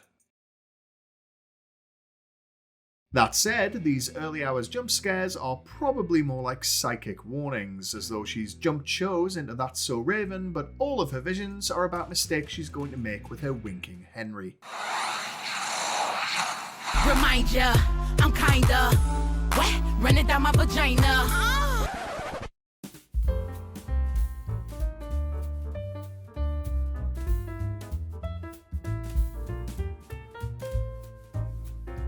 After Carrie complains bitterly about her non-issue at breakfast with the other ladies, Miranda tries to sell her on the positives of the situation. Her method is to compare it to her predictable dynamic with Steve, but all she succeeds in doing is making a relationship with him sound like slowly dying of hypothermia. Charlotte is once again forced to be the voice of reason, calling Carrie out for never being satisfied no matter how a man treats her. She corrects this disturbance in the force in record time by whipping out a book called Marriage, Inc. This, she thinks, lays out her path to marital bliss through business-like networking to access the single friends of married couples. This is how you can tell it was written based on a noughties as opposed to 80s sense of business etiquette, and by a woman as opposed to a man, because Charlotte isn't neck deep in a sack of coke or trying to conceal the body of an escort beneath the table. That night, Samantha is getting down to business with ear, nose and throat Dr. Mark when he whips out a bottle of recreational Viagra. Ms. Jones initially seems lightly offended, but after he gives her a practical demonstration in which he fills her out like a prescription, she starts to see the upside. On a walk with Aiden, Carrie angrily pleads with him to tell her why none of his past girlfriends ever put a ring on it, clearly hoping for some devastating revelation to justify her neurosis. Instead of an admission that he's building a vaginatorium out of a harem of murdered ex-fiancés, Aiden cannily disarms her with an invite to meet his parents instead. Clearly unimpressed by his persistent refusal to morph into an emotionless drone who feeds on neglect, Carrie gives him a non-committal answer. At dinner with married friends Amy and Dennis, Charlotte asks them for a male tribute to fill her husband vacancy. She does this with a bug-eyed intensity that suggests it's for a version of the Hunger Games that's just her pursuing 23 unarmed men around an arena with an engagement ring and a knife. They eventually volunteer apparently cute internet businessman Phil, whose name Charlotte reacts to like this. Yes! Phil. Over at Miranda's place, she encounters what I'm just going to go ahead and label an at least predominantly heterosexual male problem while doing the laundry. Steve's left some skiddies in his tidy whities. Rather than bulk buy toilet wipes, or more reasonably burn down her apartment, she elects to tell Carrie about the Bovril barcode in Steve's Y-fronts. This leads Miranda to wonder if they've actually fallen into a rut, instead of considering whether Steve needs to go to some sort of reform school for anal hygiene. Carrie's not listening though. She's waiting for Miranda to shut the f*** up so she can finally talk about Big again. She wonders why, when Aiden's offering everything she wished Big would have, she isn't able to fully engage with it. Miranda optimistically suggests that it might be happening too soon into their relationship, despite the truth very clearly being that Carrie isn't happy unless she's miserable. She ultimately spins this into more flattering terms for this week's headline: do we need drama to make a relationship work? Days later, Charlotte hasn't heard back from Dennis about prospective victim Phil. Abandoning the professional approach entirely, she makes a series of progressively unhinged but ultimately unsuccessful calls demanding updates, like Ghostface trying to locate an Uber Eats driver. Where the f*** is my Taco Bell? She does eventually reach him and sets up a date at one of her favourite bars, swallowing Dennis's suspicious excuses because a book told her to. Let's hope her next trip to the library doesn't see her stumble across a copy of Misery. At Aiden's showroom, Carrie's malaise about her terribly difficult, perfect relationship continues to intensify as she waits for him to take her to dinner. She pulls him aside, parrots Miranda's line about it being too early to meet his parents, and asks that they see each other less in order to miss each other more. This is balmy even for Carrie, but Aiden reacts with a supernatural and frankly unrealistic calm. The patron saint of patient partners he may be, but any real person faced with this kind of blatant self-sabotage would surely have long since told her to go jump back up her mother. Go jump back up your mother! Samantha, under extremely close medical supervision at Mark's place, decides to pop one of his Viagra to see what effect it might have on her. Because where curiosity might kill another woman's cat, it just makes Sam's hungry. This results in Sam arriving with less la petite mort and more le floc hurlant, going number 3 with such ferocity that Dr. Mark looks like he'd have had a less traumatic evening if he'd taken a cock-eating demon out to dinner. After she develops a one-pill addiction to the little blue scaffold erectors like they came directly from the lab of Walter White, Mark calls it off between them, and I assume gives the cock-eating demon a second chance. Charlotte eventually invites Carrie on the opera date she originally intended for Phil. Mid-show, Bradshaw takes a break from the deeply boring spectacle unfolding on stage to notice the distant landmass of Mr. Big's head gawking at her from the opposite box. Suddenly feeling as sick as the rest of us do every time he pops up like a chronic yeast infection, she manages to dodge him and heads home early. Big is therefore forced to trudge back to his actual wife, like a man who narrowly avoided having his penis degloved by an electric sander but can't quite grasp the lesson that should have taught him about doing nude carpentry. Another of Carrie's trademark middle-of-the-night calls to Miranda to discuss the incident proves mutually beneficial. Miranda gets to distance herself from the encrusted thicket binding Steve's cheeks together, and Carrie remembers that there are worse things than an emotionally available man. Like being an emotionally available man in a relationship with Carrie Bradshaw, for example. On her scheduled date with international man of mystery Phil, Charlotte's quest to locate him in a room full of identical men is interrupted by the surprise arrival of Dennis. He admits that there is no date because he'd quite like to have a go at Charlotte himself, to her understandable horror. Say what you want about Charlotte, but what we do know about her by now is that she doesn't shop vintage, especially when it comes to pre-loved husbands. After a well-deserved slap, she makes a swift exit with Dennis trailing behind, repeatedly professing his barely week-old love like a horny tickle-me Elmo. Elmo needs a really big dick. In her rush to escape him, Charlotte falls into the path of an oncoming taxi. Taxi! Taxi! Ah! Any hopes she might have had of filing a fraudulent compensation claim are dashed when none other than new love interest Trey MacDougal and his stupid floppy hair hop out of the cab and rush to her aid. Not quite the fairy tale beginning she might have pictured, nor will it have much of a fairy tale ending. But at least it's a step up from auditioning to be a friend's side piece and being called a f***ing After 2 days of screened calls to Aiden, Carrie decides that enough time has passed since her last act of lunatic selfishness and stalks him down to the cafe where he's having breakfast with his parents. After a brief attempt to explain her recent actions, which only reinforces the fact that he should probably chuck some scrambled eggs in her eyes and run, he takes her inside to meet Mother and Father Shaw. If only he'd known, he could have saved himself some time by introducing her as the lying, cheating succubus who never met a second chance or an ex-boyfriend she wouldn't f***. But that, of course, is a story for another time. Which brings us to last video's top comment.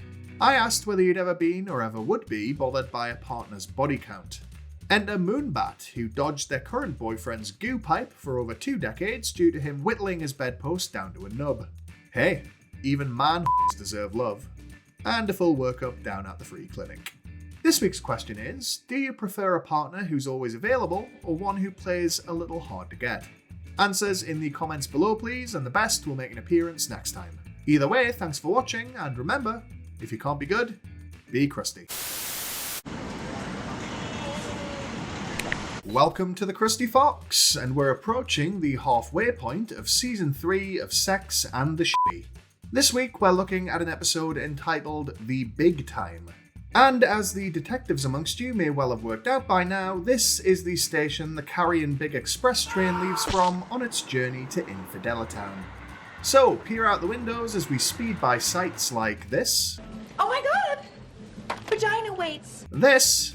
I'm mean mommy, and believe me, no one wants to mean mommy. And this. Did I tell you that I have an artificial hip?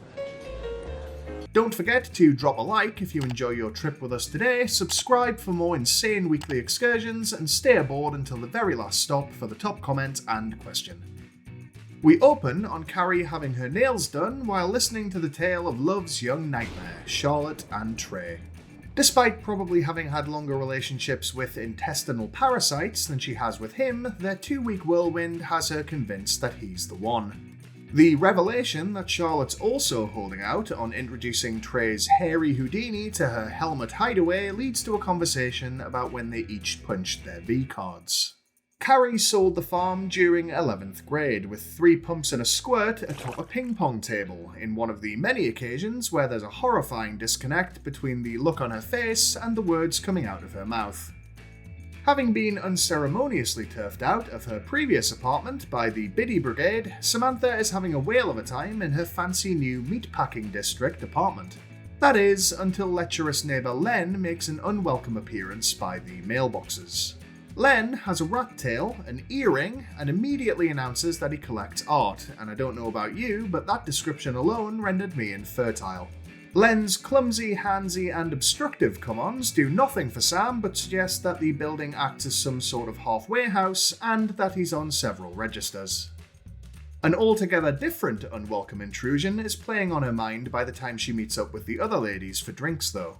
In the bundle of mail she resisted paper-cutting Len to death with, Samantha received a mail-order catalogue for women who feel the hot breath of the menopause on the backs of their necks. In the course of discussing the catalogue's contents, Charlotte admits that she doesn't know what a kegel is, and therefore we can assume has a pelvic floor like a dead coral reef. At a Japanese restaurant, a screaming crotch goblin at the next table prompts Steve to suggest to Miranda that they start a family. Miranda, who up until now has displayed the maternal instincts of a starving hamster, is about as up for it as you'd expect. For his part, Steve talks about becoming a father with the same ill-conceived excitement as someone with urgent diarrhea planning a trip to a haunted house. At a boat-based party for magazine Gab with Charlotte and Trey, Carrie literally bumps into living Easter Island statue Mr. Big at the buffet. Given the lustful thrust of his flirting, I'm shocked that he didn't just rent a billboard somewhere along the boat's route to really hammer home his renewed interest. Not quite ready to ruin her life yet, she makes her excuses and, given the boat's size, I guess hides in a smokestack for the rest of the trip to avoid him. The next day, in the bathroom after brunch, Miranda explains her theory that men are like cabs. Which they are. Unreliable, with an unknown number of miles on the clock, and reluctant to let you put anything in the trunk. After jealously watching Charlotte and Miranda borrow Carrie's tampons, Samantha blurts out that it's been 35 days since her last code red. She takes this as a sign that the great drought is coming, talking about it in terms of moisture like she's going to wake up one day with her crotch looking like an armadillo. It's thankfully Miranda's euphemism that plays on Carrie's mind when she comes to write her next column, wherein she wonders if successful relationships are more about fate than strategy. Cancel! Her summary of the issue winds up being, is timing everything? And what happened then? Well, in New York they say that Miranda's ovaries shrunk 3 sizes that day. This is largely due to Steve interrupting her home office time by loudly eating cereal and watching Scooby-Doo. Steve evidently doesn't know a quote from another movie, namely, if you have a baby, you won't be the baby. On this one, however, I'm Team Hobbes all the way. Steve's petty remarks about his abrupt need to procreate and refusal to talk about it like an adult make you wonder if he's wearing some Depends under his shorts just because he likes the trip down memory lane it gives him. All of this leaves Miranda wondering whether it's Steve that's the issue or her own self-sabotage. For once, Miranda, it's Steve. Trust me. That night, Samantha reluctantly accepts a date with Len as a peace offering to what she assumes is her waning fertility. Len appears to have turned up for the date in cosplay as Peter Stringfellow's less desirable brother. Goiter swallow. Having entirely given up at this point, Sam goes back to Len's place and allows him to do his version of going to town on her, which looks a lot like someone trying to shunt a cabinet into a wall recess. Her body decides to do her a solid, or more accurately a liquid, when her red keep finally opens, bringing with it reassurance that she doesn't have to resign her pink lotus to a lifetime of Lens just yet. Elsewhere, Charlotte and Trey end a date with her still unwilling to seal the deal. In a sign that he already knows exactly who he's dealing with, he bets the house on a declaration of love. Grimly and predictably, this nets him a bout of hand-to-gland combat, probably soundtracked by a trademark Trey anecdote about lawn maintenance or something.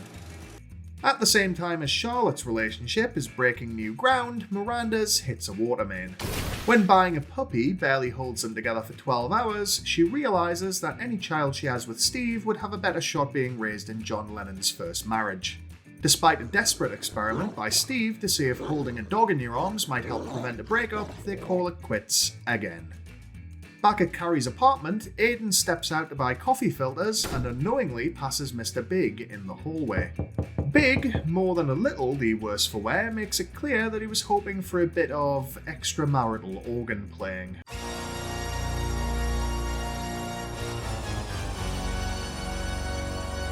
Declares that he can't stop thinking about her.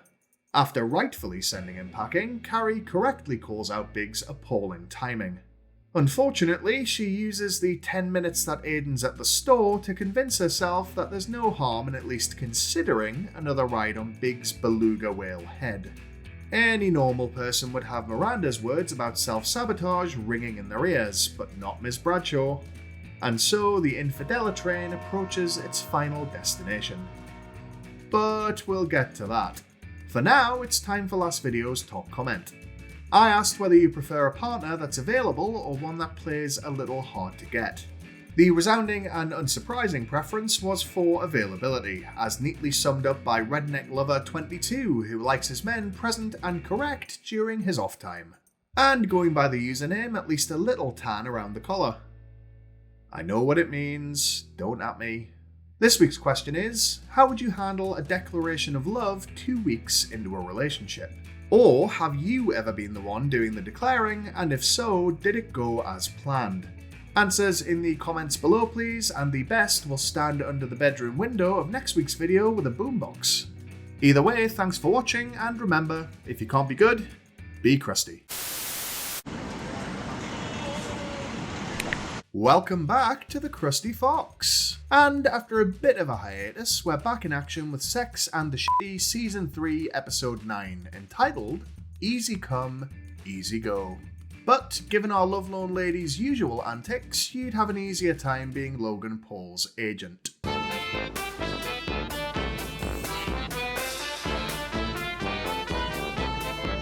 So, grab a chilled can of influencer swill and settle in for a bit of this. I'm Miss Booth, bitch. This. Maybe you should go to Coat Basque instead. And this.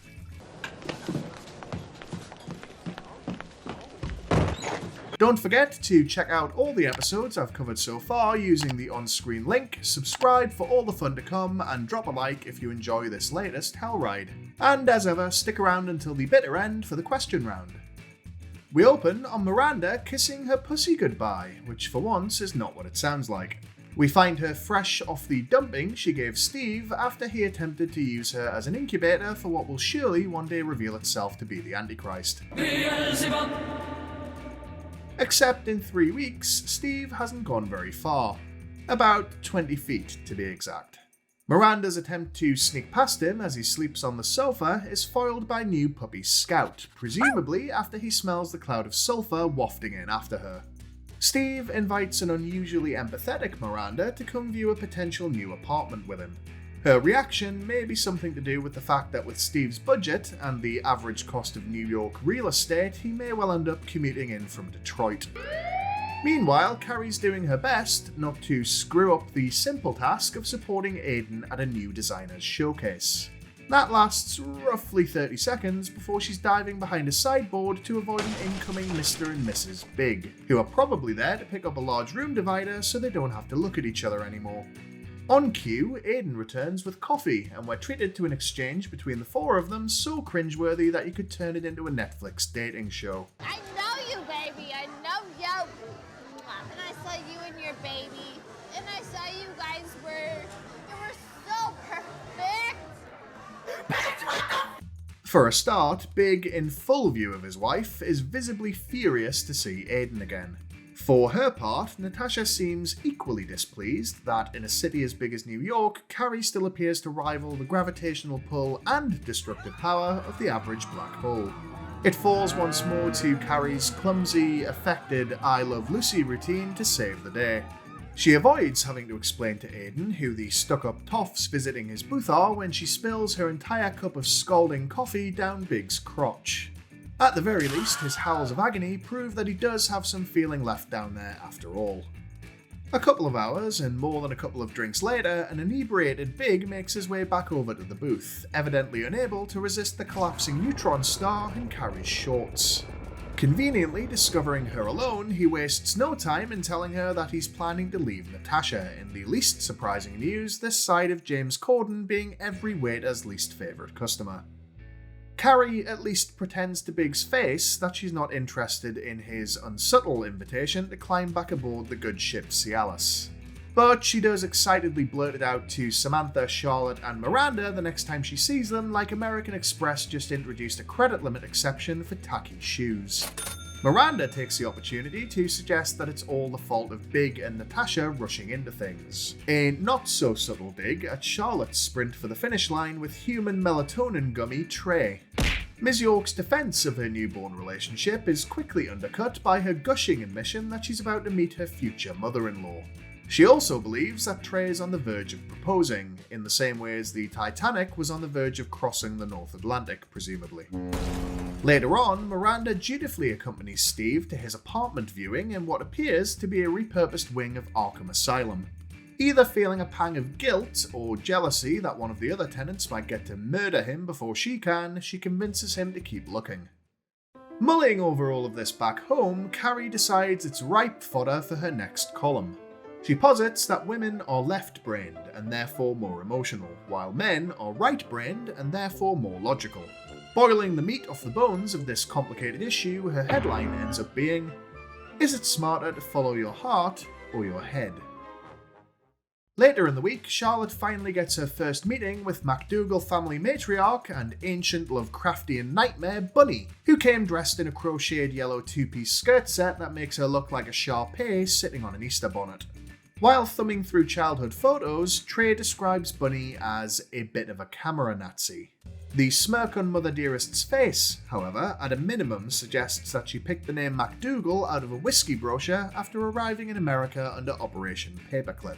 That's when relationship Nazi Charlotte spots something interesting.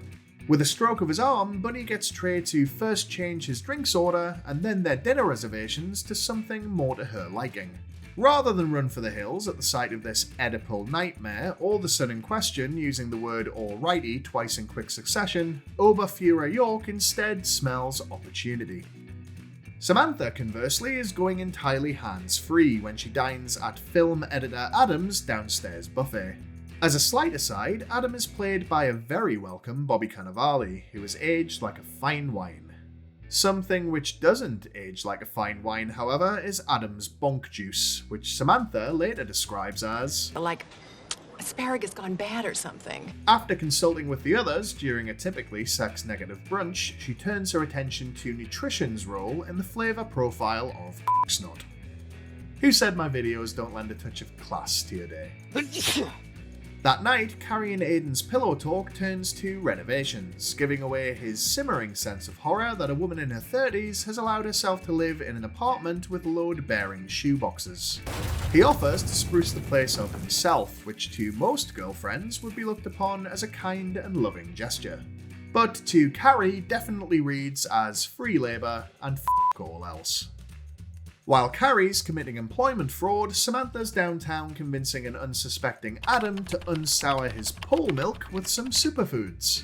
After a shot of healthy green sludge, and the least amount of time possible for it to work its way into his coin purse, Sam rushes him home for a taster session.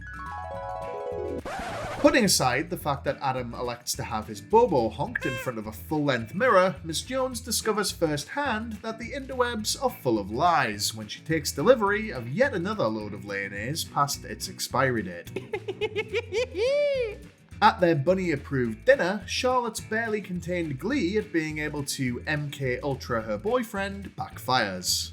When she deploys Mother MacDougal's trademark mind control method to extract a proposal from him before dessert, she ends up asking for her own hand in marriage with all the romantic spectacle of that guy who got down on one knee in McDonald's. McDonald's! Wait, McDonald's!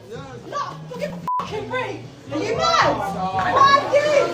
Is that how much I mean to you? F***ing McDonald's! You know what? It's the full house at the end of the day, do you know what I mean? Trey manages to sway his materialistic betrothed with a later visit to Tiffany's for an engagement ring, leading to Charlotte deciding that she'll just lie about the circumstances. And as everyone knows, deception is the best foundation for a marriage. If that is, you want your union to last about as long as you can keep your dinner down while reading Prince Harry's autobiography. My penis was oscillating between extremely sensitive and borderline traumatized. The last place I wanted to be was Frostnipistan. The next morning at Miranda's place, there's an awkward moment when Steve returns after pulling an all-nighter with a new mystery woman. Correctly reading the room for a change, he promises to move out the same day so that Miranda and her pussy don't have to witness his seemingly 24-carat crotch vomiter making its way through the city's bafflingly intrigued womenfolk. At Carrie's apartment, Aiden's noisy reenactment of the first 5 minutes of every gay porno while she's trying to write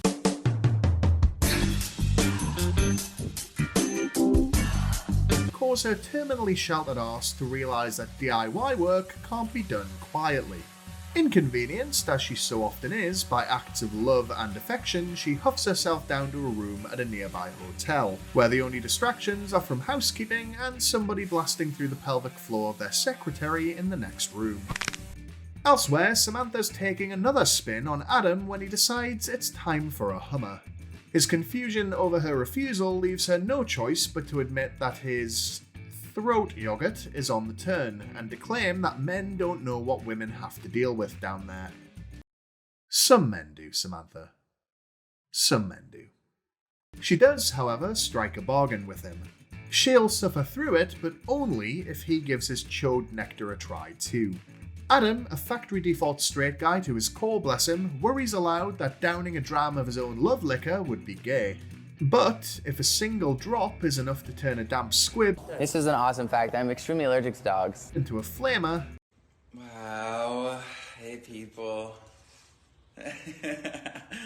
then some of us must be on the verge of ascending to a higher form of homosexual consciousness by now.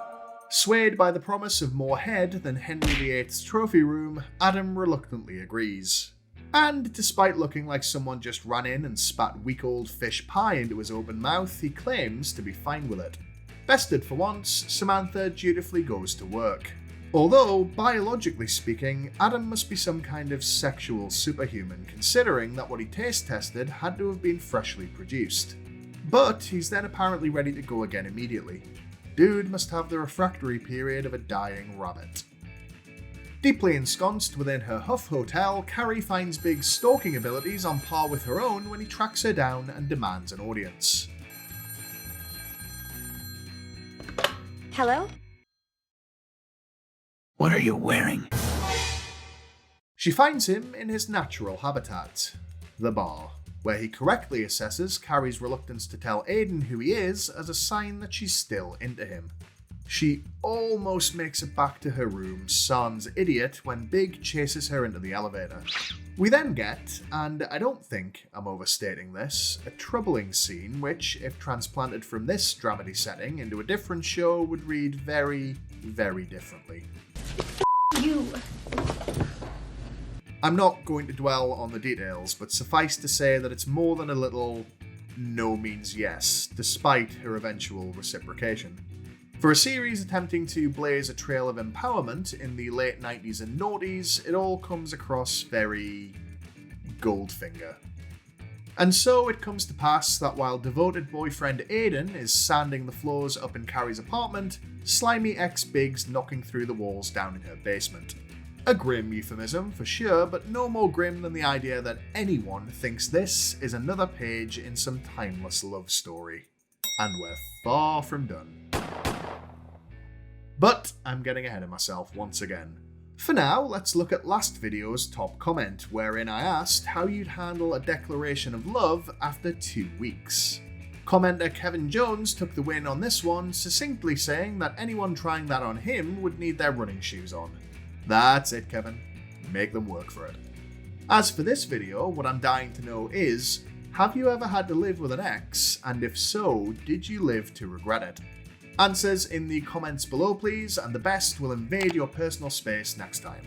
Either way, thanks for watching. Don't forget to like and subscribe, and remember, if you can't be good, be crusty.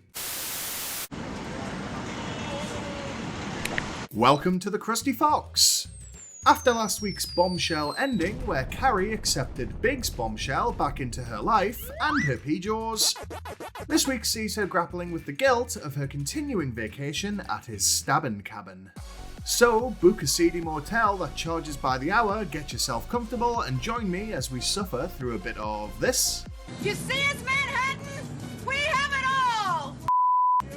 This. Marriage is supposed to be about love and happiness. And the merging and protection of assets. That is so unromantic. A few moments later. I'm worth $1 million. She take my money. And this. Oh, Pete, come here. How about no? The bloodthirsty demon that lives in the hollowed out shell of what was once Miranda would like me to remind you to drop a like if you enjoy the video, subscribe for much more to come, and stay until the end for the top comment and question. If you can believe it, after she veered off the Aiden highway and wrapped her itching Jenny around Big's Bavarian beefsteak, Carrie's opening gambit is this. One of the best things about being in a great relationship is feeling comfortable enough to leave it for an evening. What? A week on from the f***ing, she's managed to keep her shameful wick dipping a secret from everyone in her life. Despite her actions, there are faint signs of life from her conscience, which is giving her random, cringe-inducing flashbacks to the dimly lit deed like a war vet whose mission was inept sexual espionage. She joins Miranda and Charlotte for a housewarming party at Samantha's fancy new apartment in the meatpacking district. A move you may remember was necessitated by Sam running afoul of the pension-age Pudenda police in her old building. When Miranda and Charlotte eventually leave, Carrie lingers to help tidy up, which her host must have realised was a sign that something was incoming. Sure enough, Bradshaw blurts out the truth about her harebrained hotel hump day with her ex.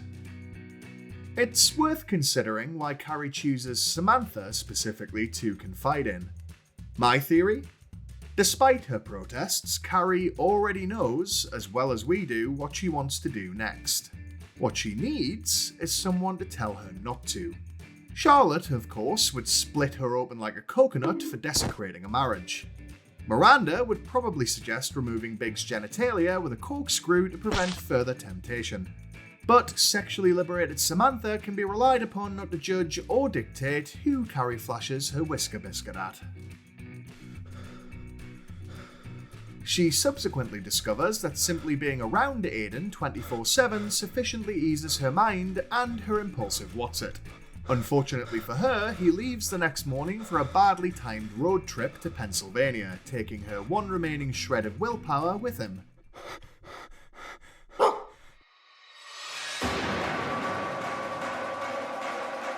Later that day, Charlotte wields some guilt of her own like a perimarital broadsword at Bergdorf Goodman. Because you could sell her a bag of dog shit, and as long as you did it on 5th Avenue, she'd still consider it classy. Trey counters her magpie mania for minging $1,300 plates by slipping her a copy of a prenuptial agreement. Rather than appreciate why the MacDougals might seek to protect their wealth from someone who acts like a descendant of Smaug the Dragon, Charlotte freaks out. In response, she consults full-time serial killer and part-time lawyer Miranda, who reassures her that it's all very standard and above board. That's not good enough for Scrooge York, however, who only thinks discussing money is unromantic when the conversation isn't about how much of someone else's she can spend. The situation only worsens when Miranda spots fine print that puts Charlotte's total post-divorce worth at $500,000. I'm only worth $500,000? She whines, giving away why she's really upset. While none of this paints Charlotte very sympathetically, Trey's not exactly innocent here either. His prenup also stipulates that additional bonuses only get paid if the future Mrs. MacDougall cranks out male heirs. Obviously, this speaks to the wealthy's obsession with keeping the family name going, or at least for the MacDougall clan, one last attempt to diversify their bloodline. One more generation and inbreeding's going to turn them into balls of teeth and hair that have to be tranquilized before being rolled down to the country club. Meanwhile, Carrie remembers that she also has a job that could distract her from the increasingly titillating flashbacks of Big's Nightcrawler. Straying dangerously close to the point, she wonders whether being spoiled for choice has rendered her generation incapable of compromising. In summary, her headline reads, "Can we have it all?" Unfortunately, but entirely predictably, she manages to misinterpret her own thought process and calls Big for what she claims is a mature, straightforward agreement never to verb the adjective noun together ever again. Once again, it's what Carrie doesn't say that's interesting. At no point does she advocate for herself, in the sense that Big is chronically, demonstrably terrible for her. Or for Aiden, the supposedly perfect boyfriend who's only one half-eaten jar of jam away from doing a full Shakira. Inevitably, it's a short hop, skip and a jump from there to Big being back in Carrie's bed and whinging about how he can smell Aiden on the sheets. His concern really should be whether Aiden will be able to smell him when he returns. Because, I presume, there isn't a boil wash setting in the world that can reliably remove the stench of rotting flesh and icy hot. In other news, Miranda succeeds in luring Chicago-based colleague George back to her newly steveless apartment. Sadly for her, she cleared all that extra space under the floorboards for nothing, since an impending flight back home means he never makes it past the front door. Their roughly 800-mile distance does prove to have some benefits, however, when George calls the next night for a bit of telefucking.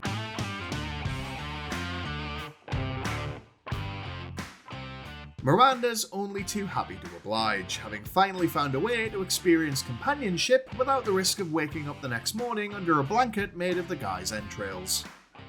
Back at Carrie's apartment, she's frantically stripping her bed in preparation for Aiden's imminent return. The surest sign that what you've been doing in it is totally fine and not at all the worst. The worst! She is the worst person in the world. Huge skank. While she's squirming with guilt in his arms, Aiden proves himself to have the risk avoidance skills of a lemming when he chooses this as the moment to declare his love for his philanderesque girlfriend.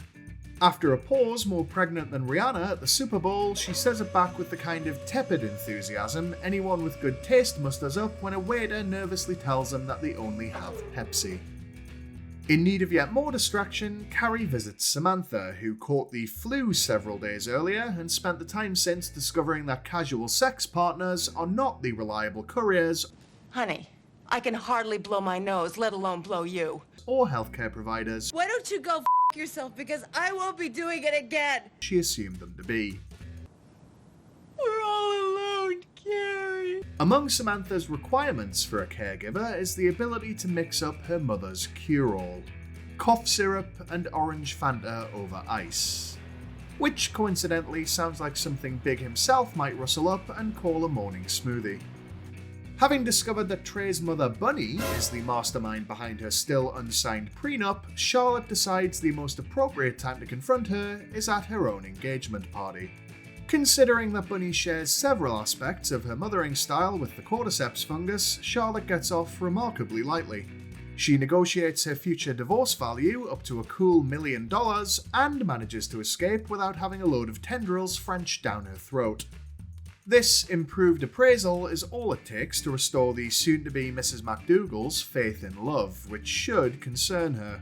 It doesn't, of course, because Charlotte's worldview is like one big game of The Price is Right. And as far as she's concerned, she's reclaimed her rightful place as the most valuable appliance in the whole house. 1 week later, Carrie's blissful afternoon of lying by omission with Aiden is interrupted when Big shows up unannounced. She drags long-suffering dog Pete out for a walk as an excuse to usher Big's pathetic arse away from her stoop. Acting as an audience surrogate, Pete manages to free himself and runs into traffic. An entirely understandable response after even 30 seconds of listening to Carrie's self-inflicted first world problems. Or for that matter, the sight of Big wearing a leaf print shirt.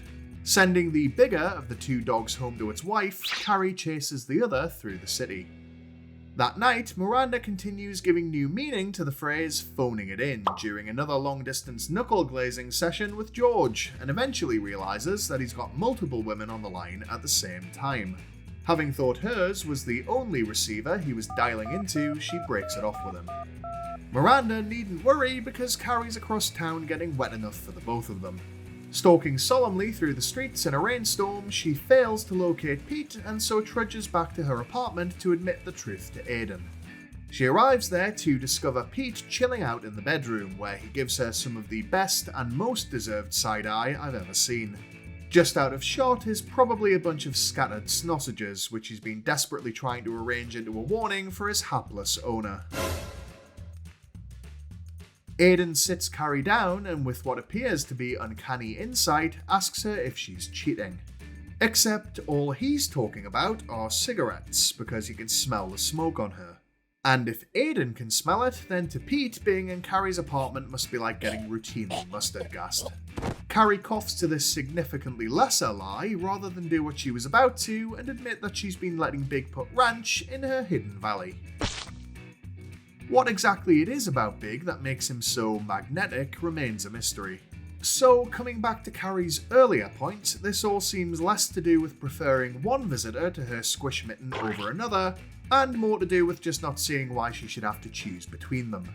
Not that there are any especially good reasons for cheating, but even still, this one ranks pretty low. I'd give it a Mindy Kaling on the excuses for shitty behaviour scale. Anyway, that's enough terrible people for one video, let's look at some better people instead. Last time I asked you whether you'd ever lived with an ex and come to regret it. This time Julia Burgon clinched it with an admission that her true crime loving ex might have spent their post-breakup nights plotting her demise. Worth keeping in mind, if you ever hear the theme music to Serial playing faintly somewhere in your house, dive out the nearest window. This week's question is, presuming it isn't cough syrup and Fanta, what's the cold and flu cure-all you swear by? Answers in the comments below please, and the best will be spread out to infect us all next time. Either way, thanks for watching, don't forget to like and subscribe, and remember, if you can't be good, be crusty. Welcome to the latest episode of Sex and the Shitty, a spitefully critical review cum recap of 90s television phenomenon and frequent 13th reason why, Sex and the City, starring Carnival of Misery Carrie Bradshaw. I'm the Krusty Fox, creator, host, and the real reason that Sarah Jessica Parker and Kim Cattrall hate each other. Aging about as well as a 1970s TV presenter's legacy this week are moments like this. Eat me. This. Eat me.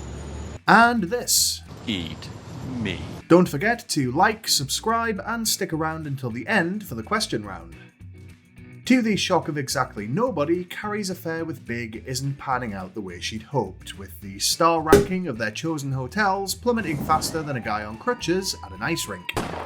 Seemingly in search of some punishment by proxy, Carrie decides to tell Miranda what she's been up to. A surprisingly mellow Ms. Hobbes takes it quite well, probably looking past the immediate situation and judging her likelihood of one day being able to dispose of Big in an acid bath as rising exponentially. Remembering that not everything can be about her mission to one day top the FBI's most wanted, she does get Carrie to promise she'll end it with Big.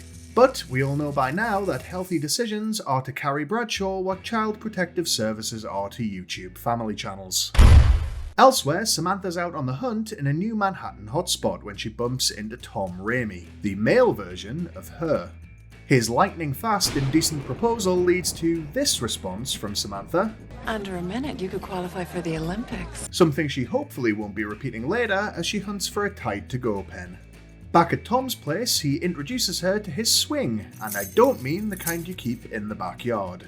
Unless you've got very understanding neighbours or live in a commune of some kind. In a rare and capital L for her sexual sensibilities, however, Tom's questioning forces her to admit that she's never had an STI test. Reluctantly, Tom tells her that the cost of admission to his legendarily first-class fairground ride is some probing of the medical variety. At brunch, a worried Samantha admits that she hasn't been tested for HIV in particular because she's terrified of what the results might say. Looking for reassurance, she asks the others if they've been tested, which they all have. Well, technically Charlotte doesn't answer, but I assume any invading viruses are goose-stepped out of her serpent socket by white blood cells with tiny toothbrush mustaches. Back home, while her friend's fretting about her status, Carrie does the expected and makes it all about herself. She witters on about wishing there was a pamphlet to advise on risky relationship behaviour, as though cheating on your boyfriend might in some reality be a kind of bonding ritual. Pretending, as she has done all along, as though her infidelity was some involuntary act like sneezing, or orgasming if you see Pedro Pascal in public, her headline reads, "Is sex ever safe?" Later, Miranda has a new experience as she walks past a blimpie, where a man in a full-body sandwich costume creepily instructs her to eat me. Excuse me? Perhaps this is the menfolk of New York testing whether disguising themselves as a Hoboken hero might throw off her murderous instincts long enough for a spot of sexual harassment. Meanwhile, at Samantha's recommendation, Charlotte hires a minion to find her a wedding dress. None other than raging stereotype Anthony Marantino. Sure. He chaperones her to a Vera Wang showroom. You want wedding? You go Wang. I assume in the hopes that they have a sideline in literal accessories. After viewing a series of options, which like every gay man with a superiority complex, Anthony reacts to like they're a guy with a BMI over 20, Sure.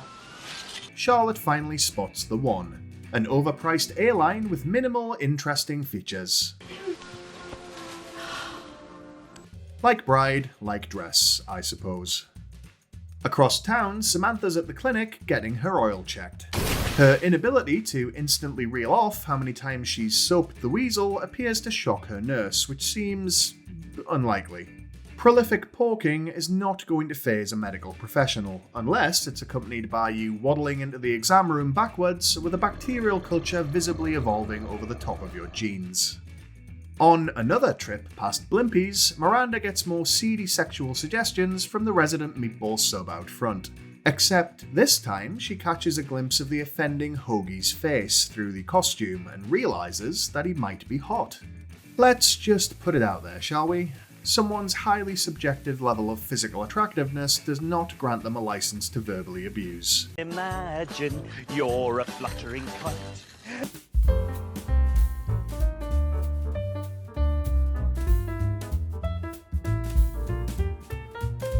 Unless the perpetrator is Pedro Pascal and the victim is me. I'm your daddy. Just putting it out there. After having the shits put up her by an insensitive warning from Miranda about bad news being delivered in private rooms, Samantha nervously awaits her test results at the clinic. That's why a simple summons from the nurse sends Ms. Jones crashing to the floor like a fainting goat at a Led Zeppelin gig. As it turns out, she's perfectly healthy, and all the nurse wanted was a quiet space to chew her out about, well, being safely chewed out. She takes her clean bill of health straight round to Tom Raimi's and enjoys a well-earned, property-damaging ride on his funfair of fornication. Over at the Gross Hotel, currently hosting Big and Carrie's gravy swapping, she's, for the second time, mistaken for a lady of the night by a businessman. How much? Scandalised, she ditches Big in the lobby. And hats off to that travelling pervert, as who should Carrie immediately bump into outside the hotel but Charlotte. When Big slithers out a second later, Ms. York suppresses what must be a violent gag reflex and the urge to papercut them both to death with bridal magazines. FYI, their not-so-anonymous hotel location was on 56th and 8th, but there doesn't appear to be one there anymore if there ever was. There is a place nearby called 212 Smiling Cosmetic Dentistry though, which might be worth keeping in mind for later. When Carrie chases her down to her mid-move apartment, Charlotte finally actually confronts Ms. Bradshaw with the truth. Whereas Samantha and Miranda's differing advice boiled down to Carrie doing what was best for her, Charlotte offers some context. What if someone did to her friends what Carrie's doing to Natasha? How would you feel if someone did this to me? I would kill them. Charlotte, of course, knows that this is unlikely at best. She had to risk vehicular manslaughter to distract Trey from stamp collecting and what I assume to be a still active breastfeeding schedule with his mother. The best bet for any woman trying to seduce him now is to have a heart attack and hope there's time to scrawl something suggestive on her chest in lipstick before being wheeled into his operating room. 1 week after her last encounter with the Blimpy Man, Miranda hits rock bottom when she deliberately walks past him again, all dressed up for the occasion. She gets him to reveal his face, which looks concerningly young to me, but it's his profession that bothers Miranda rather than any potential jail time. Snobbishly deciding that a lawyer could never let a sandwich stick his 6-inch Italian in her oven, she walks away. For plot reasons, being spotted in one of NYC's thousands of hotels translates to Carrie and Big as making all of them off limits. After yet another nauseating poon plundering, this time at Big's apartment, Carrie feels bad. Not for chewing on another woman's gummy worm, of course, but for herself and how the whole thing makes her look. She's stunned into a rare moment of silence when Big reminds her that the only reason he hasn't asked Natasha for a divorce yet is because she told him not to. Which makes her whole victim mentality thing about as successful as Shane Dawson's comeback. And that's comeback in the returning from obscurity sense, as opposed to anything he might get up to with his cat.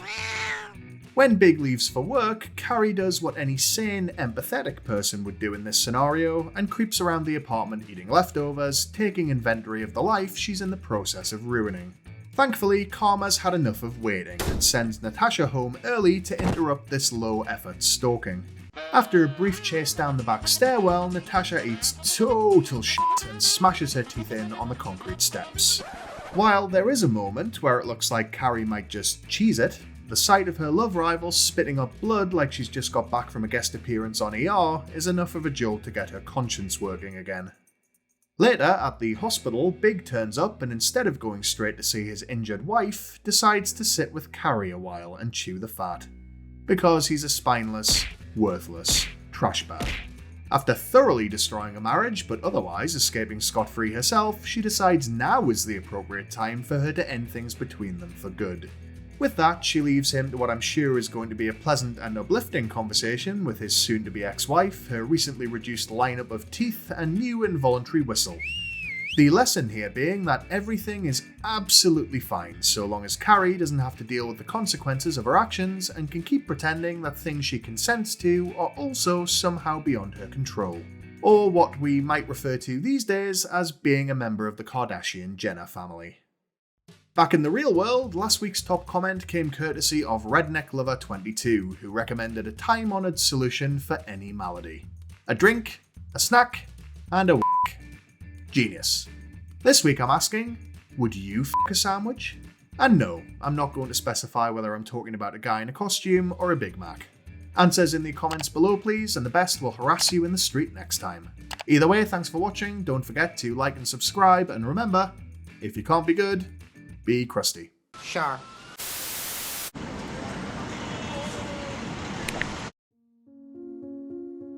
Honesty is a virtue, something we all look for and usually appreciate in others. But this week, Carrie's wondering, in a relationship, is honesty really the best policy? Which for her is like agonising over whether to order a starter after you've already burned down the restaurant. But dishonest behaviour takes a range of forms wider than Samantha can unhinge her jaw. And in a relationship, it's rarely a victimless crime.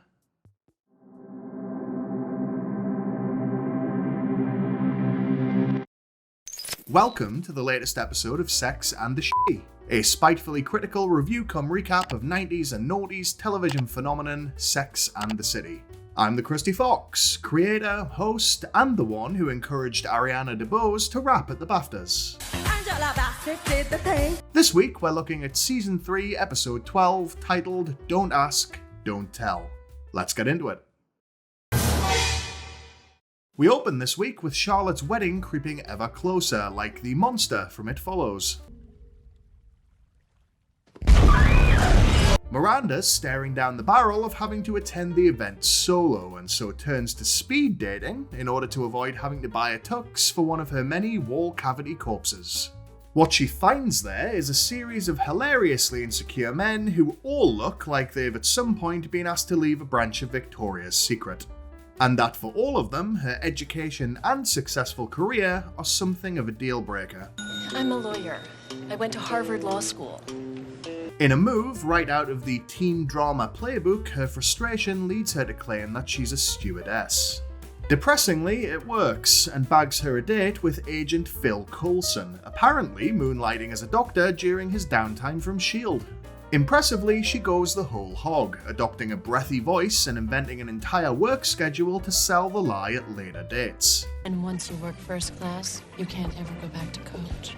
I imagine. In fairness, she does seem to be enjoying herself, but in the process clearly signals her belief that she's cosplaying a profession for the stupid. Well, inflatable slide. I'm in charge of that. And if there's one group you don't want to piss off, it's the one in charge of your well-being 40,000 feet up in a pressurized tube made of the same stuff your Diet Coke comes in.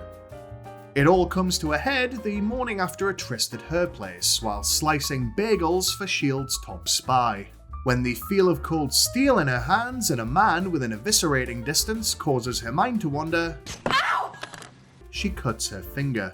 This forces Phil to admit that he isn't a doctor after all, but an assistant manager at shoe store The Athlete's Foot. A company thankfully no longer trading in New York, because who the f*** thought it was a good idea to name your footwear store after a toe fungus that grows inside your only product? As Aiden at one point reminds her, Miranda screwed her chances of a relationship here even without Coulson's matching lie. Fabricating an entire career from your first meeting isn't much of a long-term strategy. Besides which, how many flight attendants do you think willingly wear a neck scarf in their free time? Just as an aside, Trey introduces his Scottish cousin Caleb at his rehearsal dinner, who Samantha naturally makes an immediate beeline for. He is played by an English actor, so close, but required by the plot to have an accent as inaccurate as it is incomprehensible. Seriously, I just want you to listen to this for a second. The architecture, the energy, the cruise. Like nails down a haggis. The night before the wedding, a local bar is the scene for a true Manhattan horror story, because that's where Charlotte admits to the others that she and Trey aren't planning to shampoo the Wookiee until their wedding night. They're all uniformly horrified, which sends a drunk and horny Char and her pickled puddy tat round to Trey's place to take him for a proper test drive. Unfortunately, her friends were right to be concerned, because Trey's been keeping a little secret of his own. Turns out his flesh trumpet can't quite manage a crescendo. Well, I say that, but the show can't quite seem to decide which genitourinary affliction Trey's suffering from. He describes it as... I can get the sails up, just can't bring it into the harbor. But his soon-to-be wife later exclaims... Trey can't get it up. So, who knows? Either way, something isn't pumping. On the one hand, it doesn't have to be a big deal. But it's undeniably icky that Trey knew this was a problem and made the decision for Charlotte by keeping her in the dark. Particularly when he more or less tells her that it isn't a big deal, breezing right past the fact that she notably doesn't agree with him. Besides which, it's highly likely that he's already told MacDougal family matriarch and career sleep paralysis demon Bunny about it. In fact, I'm surprised he didn't have her on loudspeaker throughout, shouting motivational slogans over the sound of a Victorian vibrator. It was invented in the 1880s. Look it up. But not at work. By the time she's at the church on her wedding day, Charlotte's fully freaking out about Trey's downstairs dysfunction. In fact, she loudly yells about it from the back of the church, well within earshot of guests who now know Trey far better than they'd probably like. Enter Carrie, who decides to put her well-honed skills of dishonesty to what she thinks is good use by minimising the issue and convincing Charlotte that it really isn't a big deal. Now, fair play, she does then offer Charlotte the chance to call the whole thing off. But it's implied that the embarrassment of dipping out of a wedding when you're 100 feet from the altar is what really drags her down the aisle. Only problem is, it is a big deal for Charlotte. It is ultimately going to ruin her marriage. And so, Trey keeping it to himself was very much not the right call.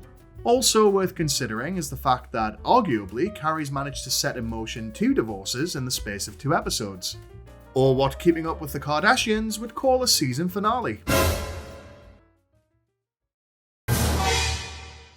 Which leaves us with Carrie herself. After breaking off her affair with Big in the last episode, her guilt is weighing heavier on her than that labradoodle on top of her head. That's why her hair is so big, it's full of secrets. Aiden's objection to Miranda's stewardess roleplay doesn't do much to help either, particularly since he still has no idea that he's sleeping next to the patient zero of pathological liars. Carrie's main preoccupation is whether to spill the infidelity to Aiden. Charlotte's dress fitting led to the usual differing advice from her girlfriends.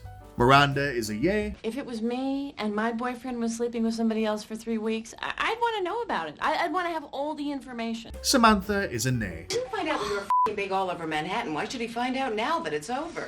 And Charlotte's predictable.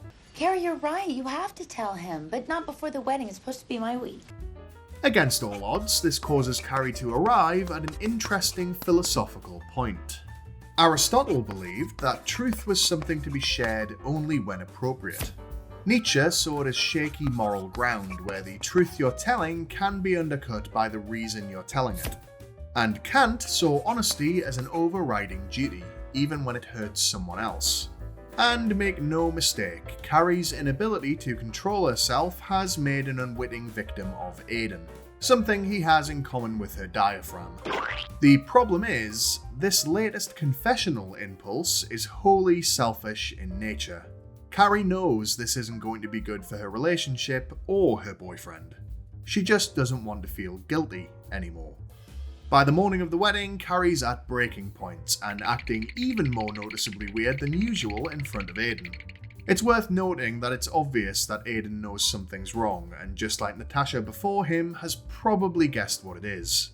And without spending thousands of dollars on dentistry. Pop quiz time! After cheating on your boyfriend, is the most appropriate time to confess to it A. Immediately, B. 3 weeks later when your married lover's wife catches you, or C. On the morning of your friend's wedding so that you can really pull focus? If you guessed C, congratulations, because Carrie chooses now as the best time to crop dust Aiden with a hearty dose of the truth. A less generous person might suggest that the only logical reason for her choosing this especially inopportune moment is because she has an excuse to leave seconds later. It's me. I'm the less generous person. What about the wedding? she asks, as though Aidan overreacted to her questioning his choice of tie. In one of the frighteningly few good calls he makes during their several relationships, he walks out, probably to go tell Pete that he was right about her all along. After we're thankfully spared what I'm sure was the mind-numbing tedium of the wedding ceremony, Carrie meets up with Aidan outside the church. In an impressively ballsy move, she attempts to pass off cheating and lying as character flaws in a defense of her actions on par with the average defendant from Judge Judy. Baloney! That's when Aidan delivers a spectacular gut punch by saying that he wishes she kept her pole jumping to herself. Meaning that, of course, this whole thing has been a no-win scenario from the off.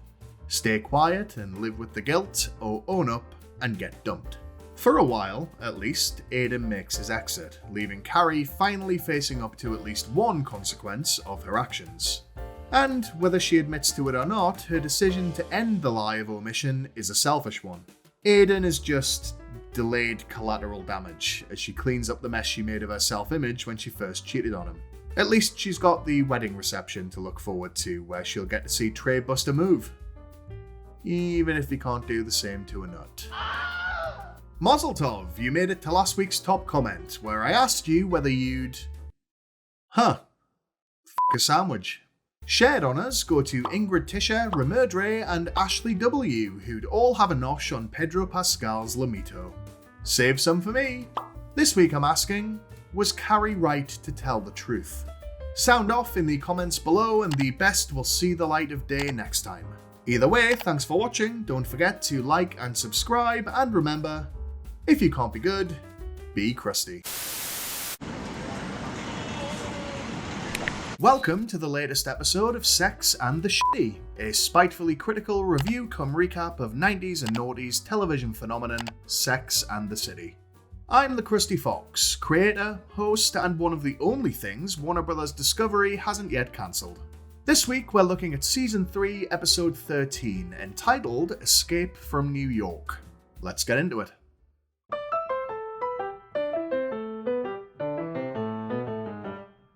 Still reeling from her well-deserved dumping by Aidan, we join Carrie in the middle of a full-tilt pity party. And I use the term party in the same loose sense that a member of the British royal family might use the term consent. Keen not to overanalyze the problem, because in this case it's her, she instead decides to put as much distance between herself and it as possible. This manifests as taking Samantha and Miranda on a trip to Los Angeles, financed by a movie studio keen to discuss options for her columns. Now, you know me, I don't like to be mean. But what exactly would that look like? I'm literally doing a YouTube series about how unlikable the protagonist is 90% of the time. You'd have to put Keanu Reeves in drag to wring any sympathy out of your audience. Carrie meets with junior development executive Buffy Summers, seemingly in LA to deal with another hellmouth that would go some way towards explaining Armie Hammer. Buffy informs Carrie that they have a star interested in their project. It's Matthew McConaughey, right before starring in The Wedding Planner with super happy marriage haver and definite singer of all her songs, Jennifer Lopez. Now, here's where it gets interesting. McConaughey wasn't the first choice for this cameo. He wasn't even the third. He actually came in fourth behind Alec Baldwin, George Clooney, and Warren Beatty, which I think we're safe to assume was the creative team's sexual wish list for the year 2000. A swing and a miss, fellas. There's also a beautiful moment where, at the time of filming, they obviously thought they had Beatty in the bag. So much so that it's his name that Buffy whispers to Carrie. Matthew McConaughey. Dubbed over in post with about as much subtlety as a Joss Whedon editorial meeting.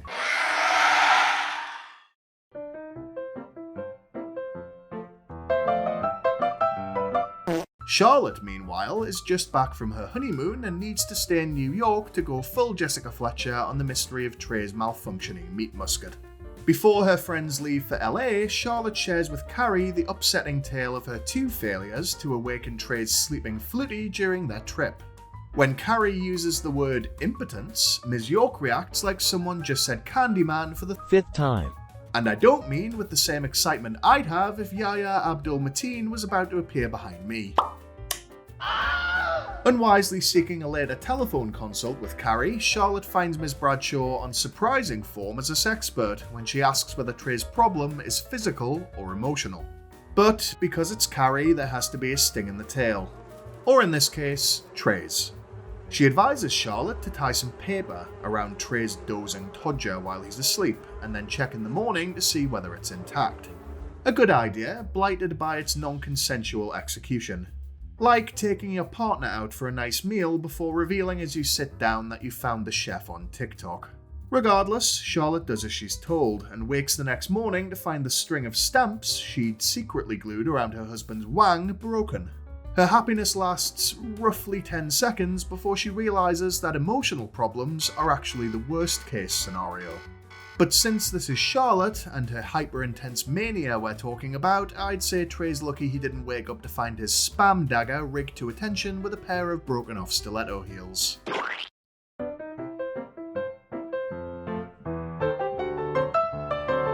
At the hotel bar, Samantha gets talking to Garth, who turns out to be an adult movie star. Even more impressively, his famous appendage has been turned into one of the best-selling female aids in America, behind washing machines with powerful spin cycles and any phallic vegetable capable of taking a punch. What? I'm a gay man. Make your own joke then. Garth invites the ladies to the launch of his latest product, where Miranda describes him as the John Grisham of penises. which I take to mean too long, overrated, and unlikely to do anything you haven't seen a million times before. Keen to test drive the original model, Samantha takes him back to the hotel and threatens to turn the ladies' separate rooms into a suite when they vigorously batter-dip the cranny axe against the adjoining wall. Sadly, Garth gravely misinterprets Samantha's intentions when he announces that he's a poet, follows up with a reading, and finishes with an offer to move back to New York with her. For Samantha, a 3-course meal on par with dinner at the house from the Texas Chainsaw Massacre. Disappointingly, judging his profession to be a no-go in her Manhattan social circles, she decides she's better off settling for something rubberized and portable instead. Which, incidentally, is the same conclusion that 6 months in a relationship with Elon Musk's pallid ass would bring you to.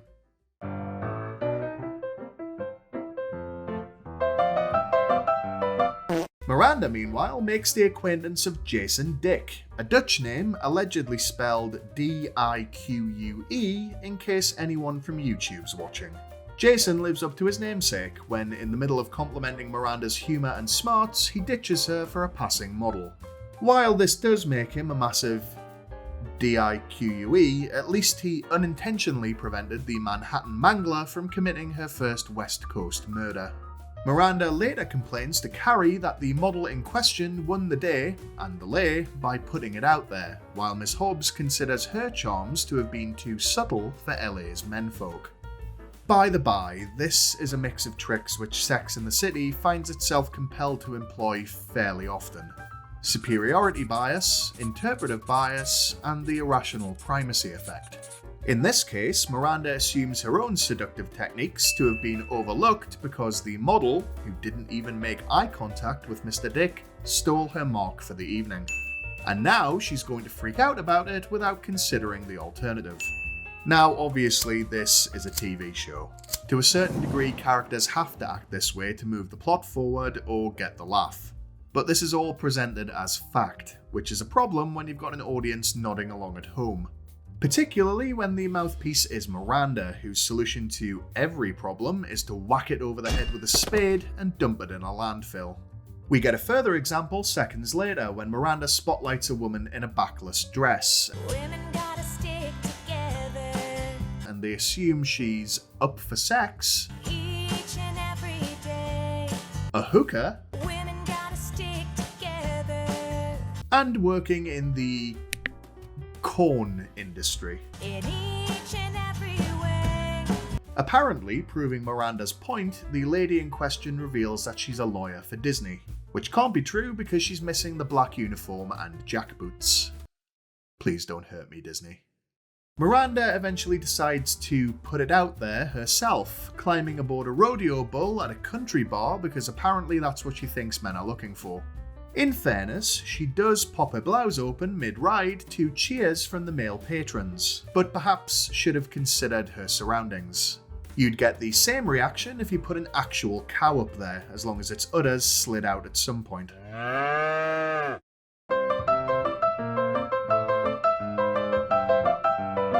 Carrie eventually meets with the, allegedly, fictionalized version of McConaughey that exists in the BCU.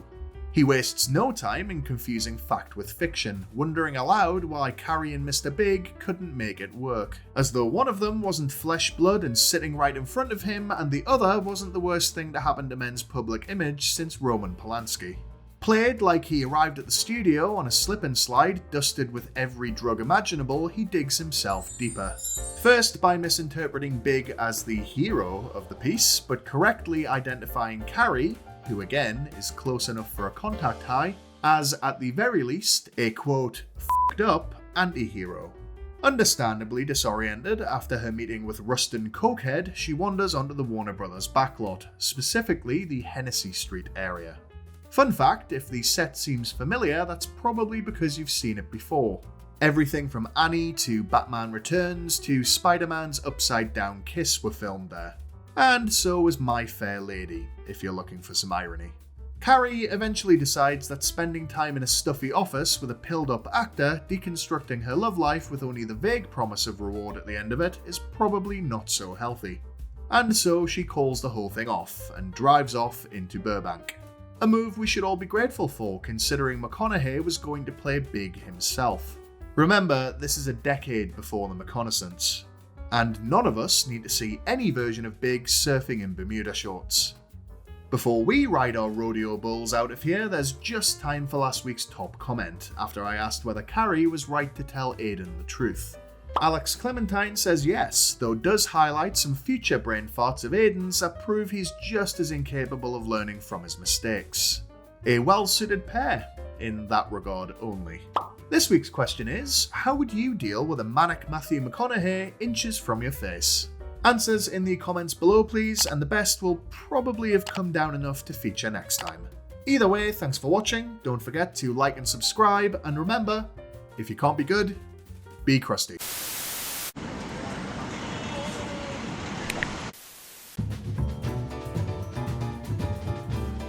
Top of Carrie's list this week is getting her flapdragon waxed by hair-based torturer to the stars, Alicia, whose vibe is very...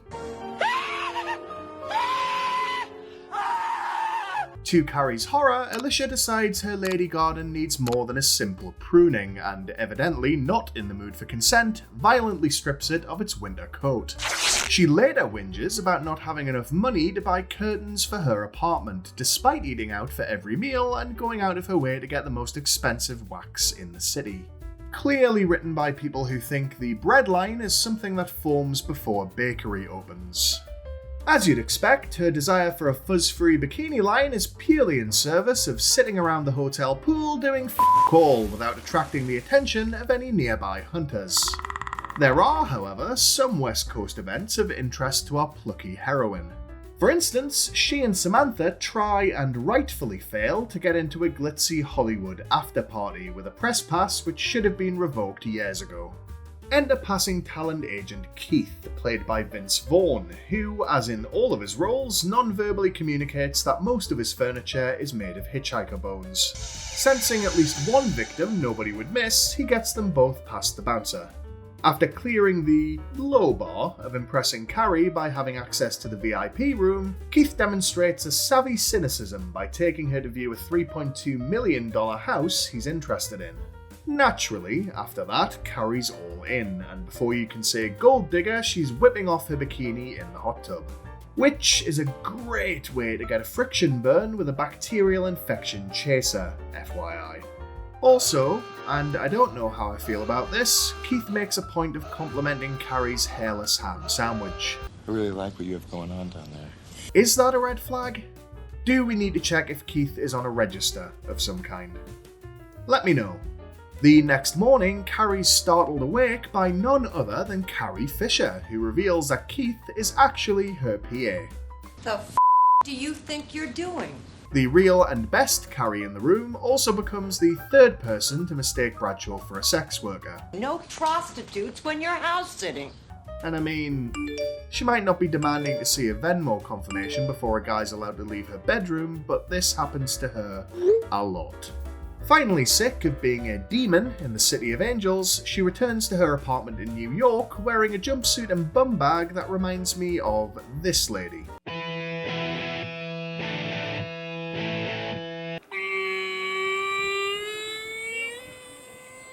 She self-indulgently muses that she's starting to feel like her old self again. If you listen closely, you can hear the distant sound of an early warning klaxon somewhere in the city.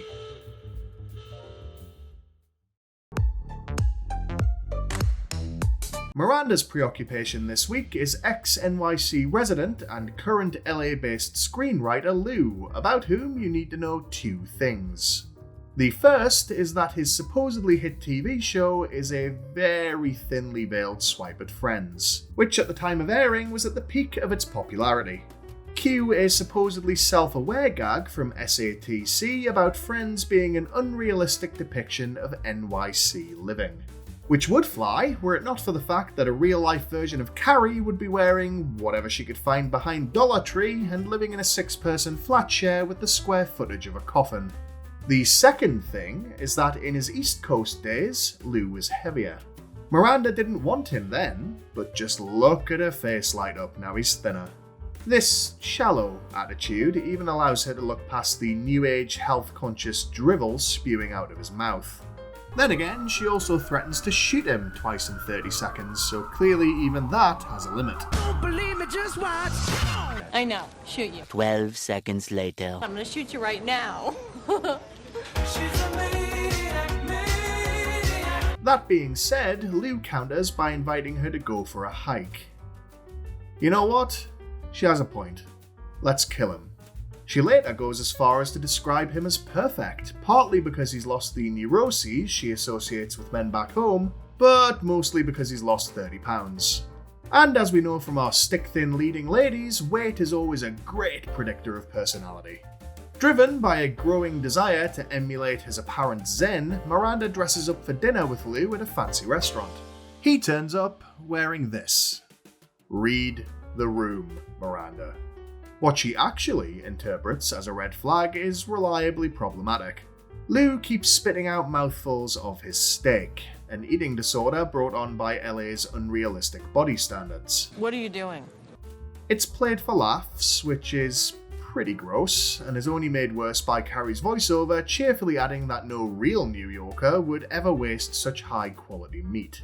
No surprise there then that her understanding of EDs is about as comprehensive as her knowledge of literally anything else. When she eventually lands back in the city that never sleeps but apparently does eat, Carrie tells us that Miranda can't wait to get back to men who swallow. Same girl. Same.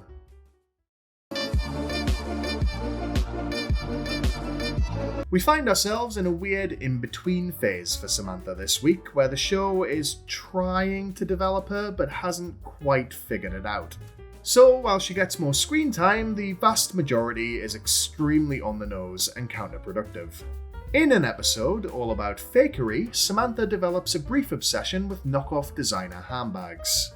As you've probably come to expect, this doesn't result in a bit of much needed fleshing out for her character, but instead serves as an opportunity for Carrie to come to a realization about being authentic and keeping it real. Which will drop right out of her head the second the episode ends, of course. Since this week is about uncomfortable truths lurking in plain sight, what happens next isn't so surprising.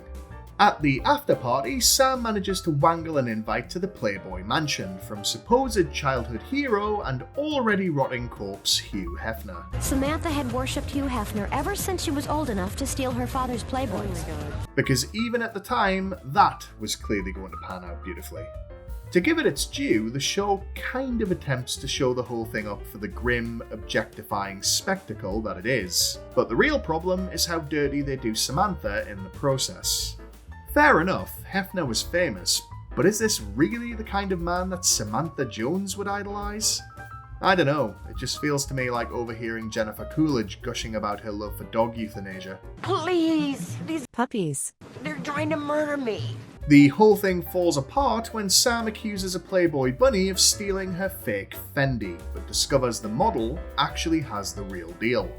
After witnessing the whole embarrassing thing, their undead host kicks the lot of them out, presumably with whichever foot was less at risk of snapping off.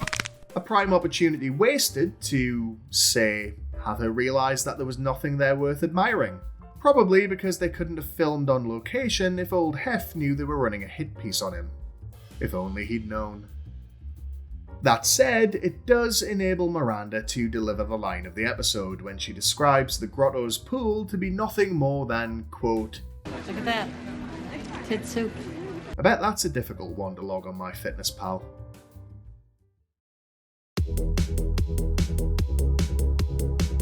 Charlotte, meanwhile, starts out back in New York, but very quickly tires of Trey's continuing shit when it comes to their love life. Now I'm tense. I'm going for a run. I'm not sure what the acceptable protocol is in difficult interpersonal conflicts like this one, but I do know that Charlotte f***ing off to LA seemingly without saying anything probably isn't it. Regardless, she rocks up to Carrie's hotel room full of hell about Trey's unwillingness to engage with his issues and ready to unwind with a change of scenery. Unfortunately, Charlotte's idea of letting loose on holiday turns out to be ordering an egg white omelette with no cheese. Why not just skip the middleman and get the waiter to spit straight into your open mouth? At the insistence of Miranda, whose wide-eyed glee at the idea of causing pain is very on brand, Mrs. McDougal pays Alicia a visit. Just like Carrie before her, she gets an unexpected below-the-belt scalping, which Samantha later suggests might solve Trey's performance issues on site. We might need to check if he's on the same register as Keith.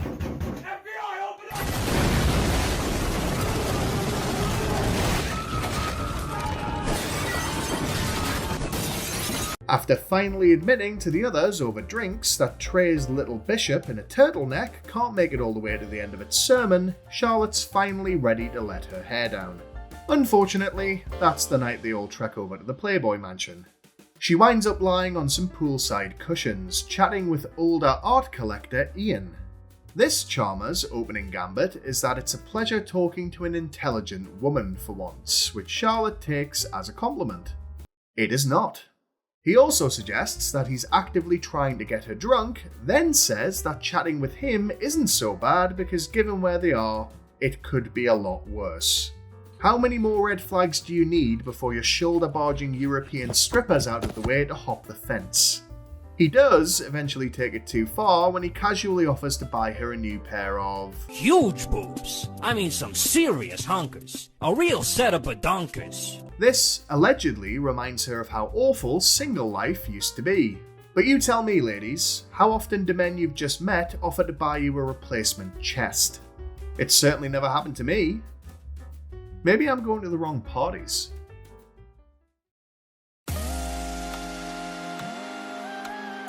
So, everyone, what have we learned? That things aren't always what they seem. Another profound and obvious bit of bollocks from our friends at Sex and the City.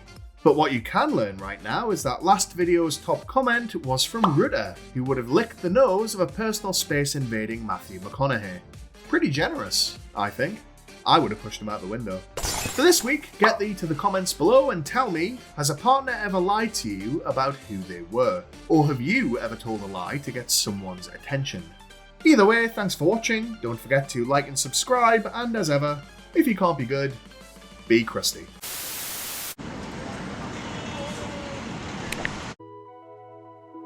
Whitney Houston once sang that the children are our future. But she isn't here, is she? And children are the absolute worst. So get Child Protective Services on the line because this week, Sex and the Shitty is going scorched earth.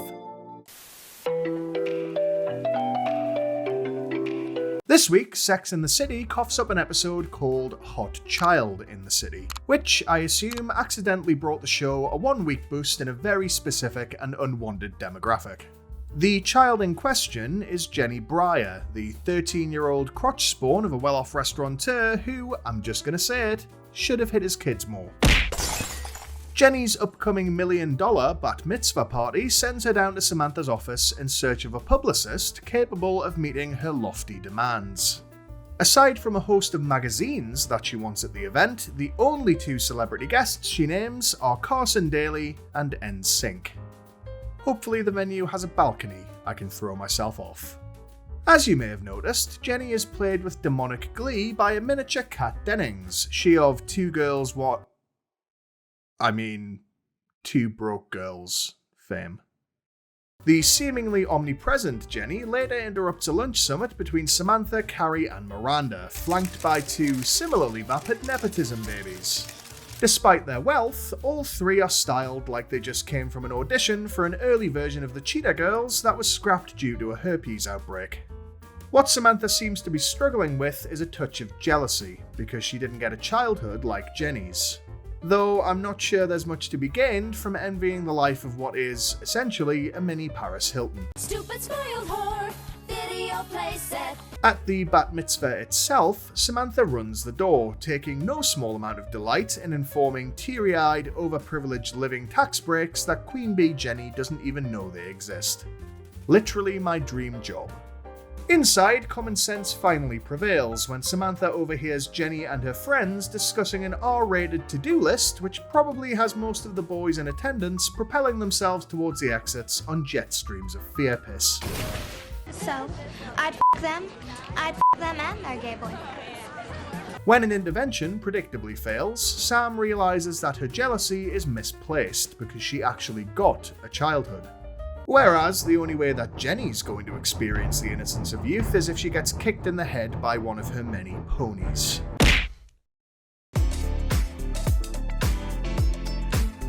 If, like me, you enjoy a regular reminder of our central foursome's unbearable smugness, I have good news for you. Their endless search for Manhattan's wankiest, most elitist endeavours leads them to what Carrie claims is the newest fad. Haute cafeteria cuisine. It's just a school lunch. And there's no commentary whatsoever on how ridiculous it is that four mostly successful women think paying top dollar for a miserable salad and a Jell-O cup makes them cool and interesting. You could feed these people wartime rations, and as long as they got to wear a $1,000 bandana and be photographed doing it, they'd be camping out a week in advance. Oh, and Miranda gets braces. Then she decides she doesn't need them. It's really not that interesting.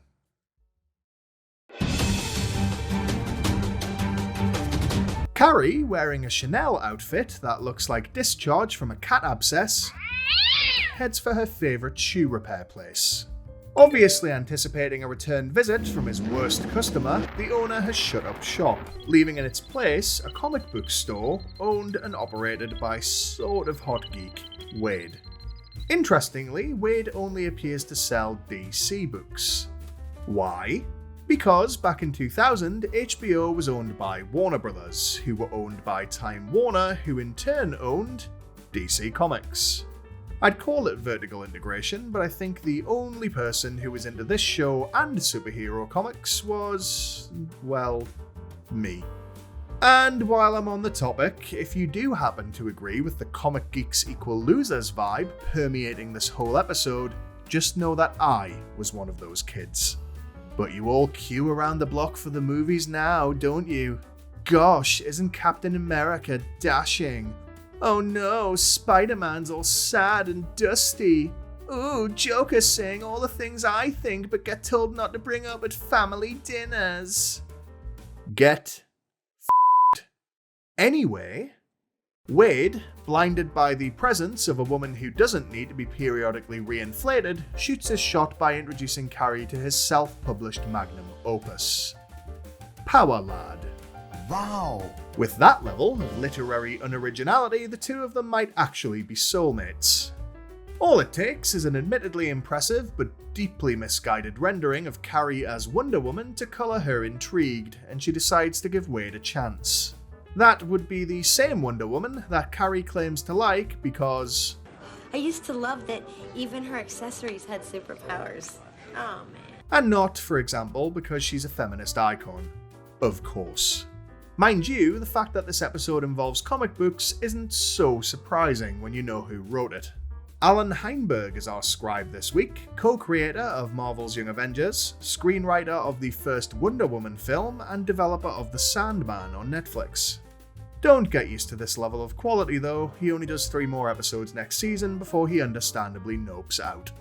After a first date at Times Square arcade Barcode, where a presumably homesick Carrie rides a VR mission to Mars, Wade whips out a micro scooter for his own journey home, which, over the age of 15, has to be reasonable grounds for pushing somebody into traffic. They scoot right on over to his place, where Carrie wonders how a man of Wade's seemingly humble means could afford such prime real estate. She isn't left wondering for long, because his mother pops out to say hello. And it's the same actress who later played the mother of Liz Lemon in 30 Rock. Samantha's take on this development is... Not sexy, honey. Dump him immediately. Here, use my cell phone. unsympathetic. She claims that the only man still living with his parents that she'd date is Prince William. She might need to go shopping first.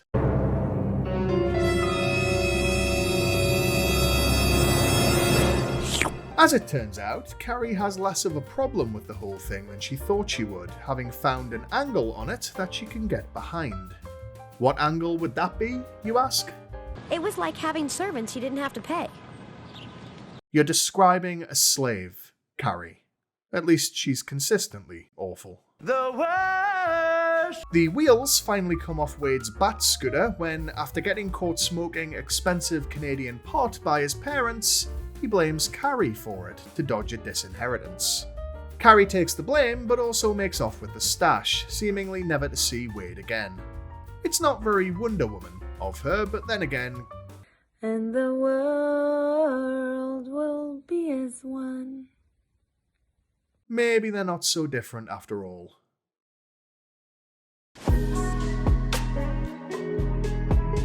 At her wit's end, with her dead marital bedroom, Charlotte hunts for an answer online. There, she finds a surgical solution, involving the implantation of what appears to be a cross between a medieval torture device and something you'd use to inseminate cows. When husband Trey returns home, Charlotte's lurking in the bedroom, ineptly hiding her printout about artificial bonk-ons behind a book, like a shit spy. Also, shout out to whoever was filming the insert shots for this episode after they clearly forgot to get one of the printed page and instead just had to cut back to the computer screen. Trey is, I'd say, understandably reluctant to jump straight to having a series of foreign objects jammed up his scrotum. But at this point, it's either that or he's going to wake up at 2 AM to find Charlotte pouring cement mix into his gash mallet with a funnel. While it might not have been Charlotte's intention, the threat of hydraulic cylinders placed in his shaft sends the pair of them down to couples counselling. Their therapist, who I'm 80% sure is Robin Williams pranking idiots in his downtime, hello! Suggests naming their genitalia something non-threatening. Charlotte and Trey elect to rechristen their nethers as, respectively, Rebecca. Schooner.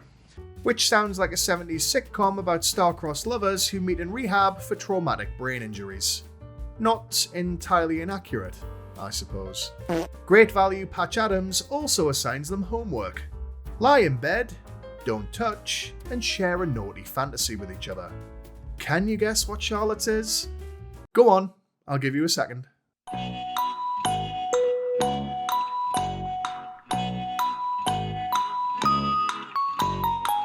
I'm a fairy princess in a forest. I mean, what else was it gonna be?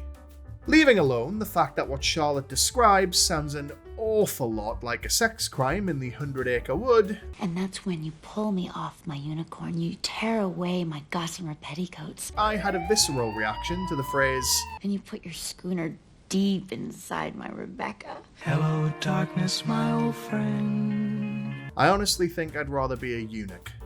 Apparently, Trey agrees, because it turns out that his fantasy is for Charlotte to immediately stop talking. He seemingly closes the book on the matter, huffing off to sleep with one eye open in case Mrs. McDougal tries to whip out a crotchless unicorn costume. It's an eye-opening of a different kind that Charlotte witnesses later that night, though.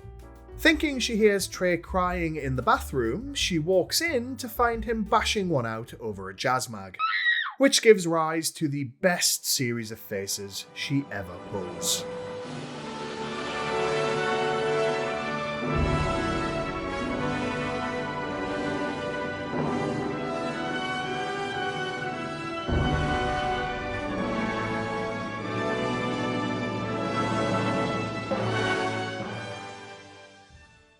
On their therapist's advice, Charlotte finds a way to involve herself in Trey's secret nocturnal fantasy life. The way in question involves scrapbooking pictures of her face into his hand shandy library. It works, but I don't know. Is it a win if the only way your husband can get excited is by staring at something that looks like it was found down the back of Ted Bundy's dresser?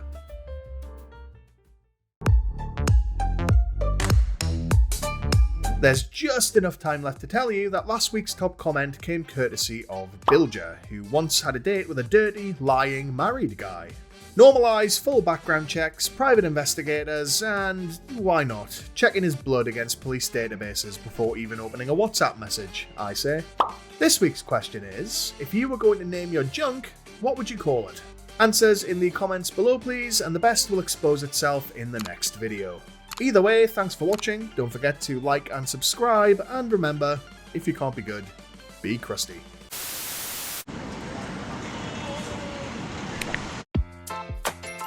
Do we get older, but not wiser? Is the enemy of my enemy my frenemy? Is Carrie Bradshaw the worst person alive? Yes, the answer to all of these questions is yes. But since you're already here, you might as well keep watching. I'll say something funny. Probably.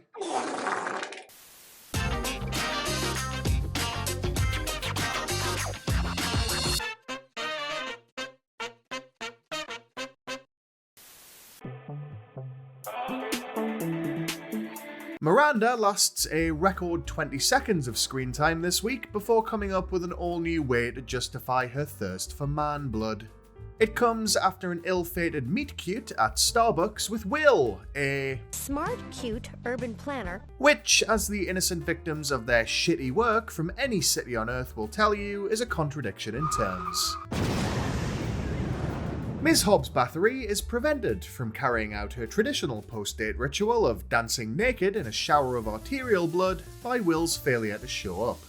Unwilling to let this go, she calls him for a telephonic bee sting, only to learn that Will beat her to the punch by conveniently dying earlier that day. Miranda's empathetic reaction? They're starting to die on us. She's beauty and she's grace. Driven by the need to be around death like a nursing home cat, she drags Carrie down to the open casket funeral. Blah, blah, blah, blah. Where they openly discuss the dead guy's looks in front of his friends, family, and corpse in a display of narcissism that would make Kris Jenner blush. If there are any veins left in her face capable of widening.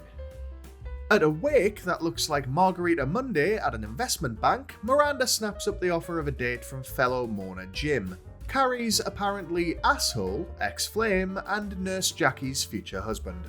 Despite being warned, Miranda decides that he must have changed in the 8 years since Carrie probably ruined his life, and after a date which surprisingly doesn't end in cannibalistic murder, insists that Carrie join them for a drink next time to prove it. The problem here, if you can call it that, is revealed to be that for the most part what Jim has to say about Carrie is actually pretty accurate criticism of how much of a total waste of skin she is. Doesn't know a lot about sex for a sex columnist? Check. Buys too many shoes? Check. Walks all over people? Check, check, check. Obviously, Miranda sides with her friend and dumps Jim, which is fair enough. But I bet his words come back to haunt her 8 years later when Carrie's blaming her for getting jilted. See? Waste of skin.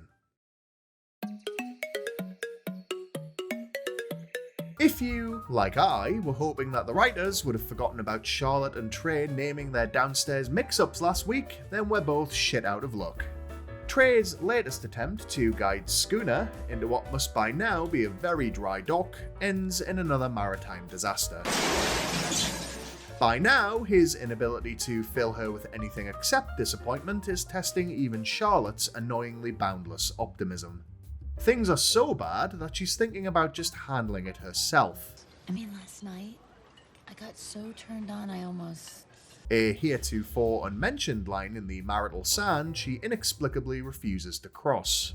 That being said, the fact that she isn't getting any at all does explain why she spends this episode acting like Monty from Rescue Rangers if he'd fallen on hard times and cross-addicted to Oh, crud. It's a really stinky You weren't supposed to see that. Samantha advises her to try shifting Trey's perspective. Madonna whore. Instead of seeing Charlotte as his uptight wife, she should work on getting him to see her as his uptight dong depository. Makes me want a hot dog real bad. The way she interprets this is hilariously to reverse Pretty Woman herself, hunting through the racks of a seedy lingerie store like a horny truffle pig. After a falling out with Samantha, which we'll get to, and evidently in need of a waspy top-up, Charlotte meets up with her old sorority sisters for lunch, whose nicknames were probably Susan Sarandon's Corpse, Phoebe DK, and Bitch. After quaffing more martinis than she should, by which I mean one, Charlotte launches into a diatribe about the virtues of being thrown around a bedroom like a chew toy. Damn it, I just really want to be just really to the obvious and delightful horror of her prissy gal pals. Are you serious? Not what it looks Right in front of my salad? We later discover that Granny MacDougal plumped for a sheer red number at the wannabe store, which features significantly more of her nipples than I ever needed to see. Trey's reaction is... What in God's name are you wearing? Not a great start. Worsened by the fact that his wife seems to have painted her face for a starring role in a black and white movie. When that doesn't work, all my worst nightmares are made real when Charlotte strips off and makes good on her threat to dial her own rotary phone right in front of Trey. Her gamble pays off and they finally manage to do the deed, but Carrie's voiceover predictably undercuts the achievement by announcing, That night, Trey successfully screwed his wife for a full minute and a half. See? Waste of skin.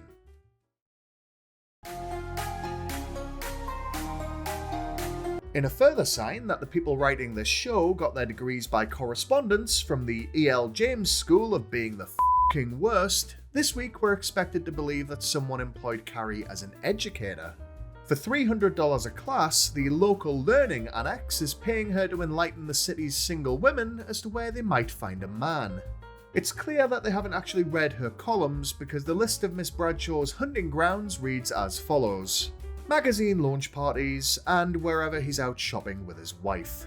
Carrie's shocked to discover an at-capacity audience for her first event, marvelling at how many desperate women there are in New York. Whereas I was more surprised that the city evidently has a serious female literacy issue. She saunters on stage with only her purse for backup and launches into a patronising speech which essentially boils down to, men can often be found on the street. Groundbreaking. When this meets with the reaction it deserves, Carrie's unwise and vanishingly rare admission that she's really no expert on men prompts my favourite character not just of the episode but maybe of the entire series to ask, Then why are we paying to hear you talk about it? Despite experiencing firsthand the revelation that she knows as much about dating as Mark Wahlberg knows about racial sensitivity, Carrie fails to reach the same conclusion we did years ago. She isn't even qualified for a job she created. Side note, if you think I'm too harsh on Carrie, we later see her washing her underwear in the bathroom sink. They've added sound effects in post, but there's clearly no water in there. And the last episode was set during the height of a sweltering NYC summer. So we're left to assume that this last bastion of hope for singletons everywhere is wandering around the city smelling like a Long John Silver's during a blackout. At her second class, this time delivered to a far more appropriate audience of 6, Carrie ditches the classroom setting and takes the attendees out to a nearby bar. This is meant to be proof that she really does know what she's talking about when it comes to dating, but outside of paying for their drinks with her fee, all she does is point them at random guys within a 6-foot radius. It's hardly Millionaire Matchmaker, but then they did knowingly pay for a class led by a woman whose love life is measured with one of those industrial accident signs. See? Waste of skin.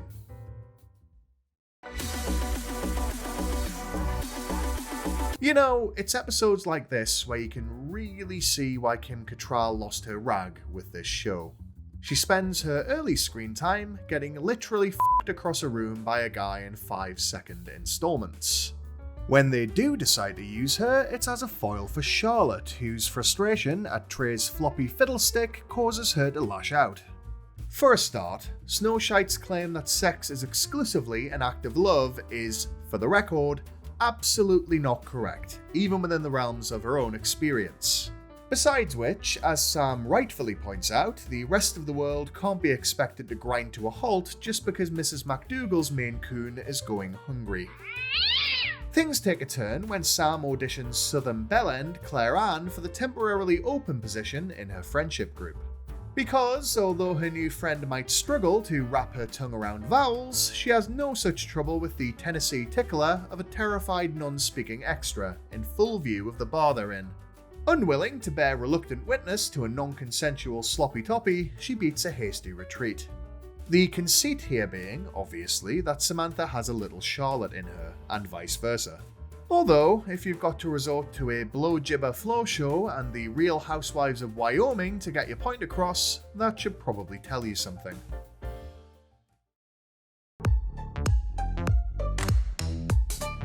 But wait, I have something to tell you too.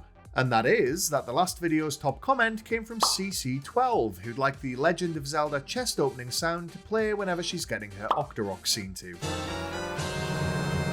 Let's hope whoever else is involved isn't making this noise. This week's question is, if you had to teach a class about relationships, what would your area of expertise be? Answers as usual in the comments below please, and the best will school us all next time. Either way, thanks for watching, don't forget to like and subscribe, and remember, if you can't be good, be crusty.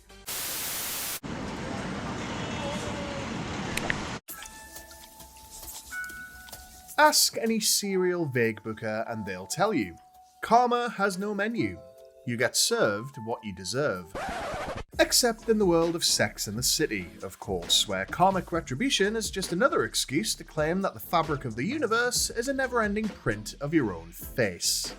Welcome to the Krusty Fox, where this installment of Sex and the Shitty takes a look at how that plays out for our leading ladies, in an episode full of reaping what you sow, with consequences that reach as far as soon-to-return reboot, and just like that. And if you don't like this video and subscribe for more, you'll never find out that there's a hot gardener too. Shit. Just do it anyway. Mrs. McDougal kicks off this episode with that most bland pursuit of the rich and boring: tennis. As Trey and his brother Charles whack their balls about, Charlotte spectates with refreshments alongside sister-in-law Patty and elephant's foot in a blouse, Bunny. When Patty protests that the ladies haven't yet had a turn on court, Charles allows the Rodopers to speak for him when he says they can't. His clothing-based reason? That it's whites only? A phrase he's probably more accustomed to shouting at the entrance of members' clubs. Frustrated by their continuing bedroom blunders, and with an increasingly ravenous American shorthair hissing from inside her pants, Charlotte's attention is drawn by Bunny's hunky gardener, Bert. This results in an X-rated dream about said greenskeeper, with enough unconscious writhing to suggest that she needs to be in some kind of sleep study.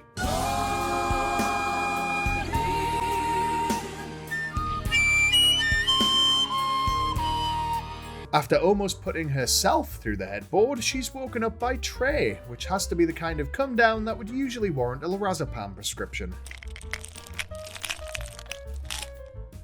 Charlotte decides to approach Bert during her next visit to McDougal Manor, because this is Sex and the City and infidelity is always the first course of action. Concerningly choosing not to consider whether Bunny's already employing him to till her ancient soil, she instead does some rose-based flirting before going full Lady Chatterley's lover. This act of oral adultery is witnessed from afar by her sister-in-law, whose similarly dead bedroom probably has her wishing that she'd thought of it first. Princess Patty's blasé reaction turns out to be because she was saving it up for a game of full disclosure during cocktail hour. Bunny, shoving a cigarette into her puckered maw backwards, proclaims that now Charlotte's a real MacDougal, which carries the same prestige as being named America's horniest gynecologist. Trey, in a fairly generous recognition of his own shortcomings, offers to turn a blind eye to the odd indiscretion. He tries in vain to convince his wayward wife that no marriage is perfect, which, in contemporary terms, is like trying to tell a Republican senator that there isn't a child-stealing drag queen lurking in their crawl space. Rather than take the out he's giving her, Charlotte instead insists on having the full package in one guy, and bizarrely suggests that they try a separation. As though, unobserved, Trey might spontaneously become both interested in and capable of sending an email to her spam folder. Schrodinger's cock. She returns to her old apartment because apparently everybody in this show keeps spare property in the apparently likely event that they want to dip out of a long-term relationship. You'd be forgiven for assuming that this is it for the couple, but we've got a full 15 episodes to go before they finally call it quits. Better stock up on popcorn and sick bags.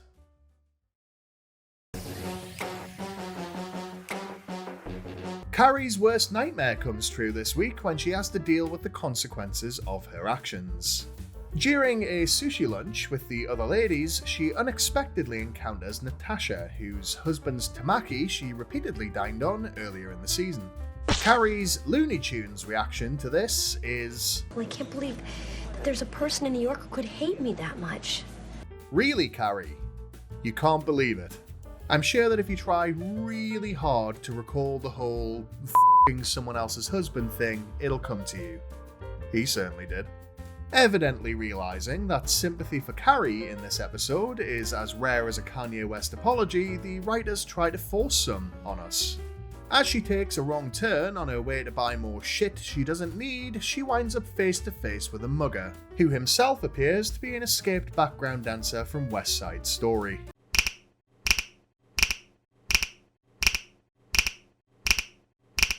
After relieving her of her purse, watch and jewellery, he sets his sights on her Manolo Blahniks, which of course are the things she's most upset over losing. She barefoots it over to a local beauty salon, whose staff and patrons have the perfect response to her plea for help. I've been robbed! Back at home, Carrie mournfully stares into the vacant shoebox of her stolen hoof covers and wonders if this singular bit of bad luck is a sign that relationship karma is real. Note that she didn't wonder this after Aiden dumped her, but it does occur to her after losing some footwear. Seems about right. After discovering that Natasha is now the ex-Mrs. Big, having left him in the aftermath of the affair's discovery, Carrie is certain that this is the source of her karmic debt. Of course, if karma really were coming for Carrie, she'd have smashed her front teeth in and wound up looking like the third alternate for a beauty pageant in the forest from Wrong Turn, a scene we're cruelly robbed of. After the inaugural phone call in what becomes a 2-decade-long stalking ordeal for Natasha, Carrie whines that she can't wait a lifetime to be forgiven. Forgive me or I'll gut you like a f***ing fish. The uncomfortable truth being, of course, that forgiveness is a privilege, not a right. And it's interesting that the show clearly believes we should be on Carrie's side here, as though Natasha's being unreasonable for ignoring her. Frankly, if you're gonna act like garbage, don't be surprised when you start to stink. And as if to really earn that title, Carrie ambushes Natasha at her next lunch for a forgiveness attack.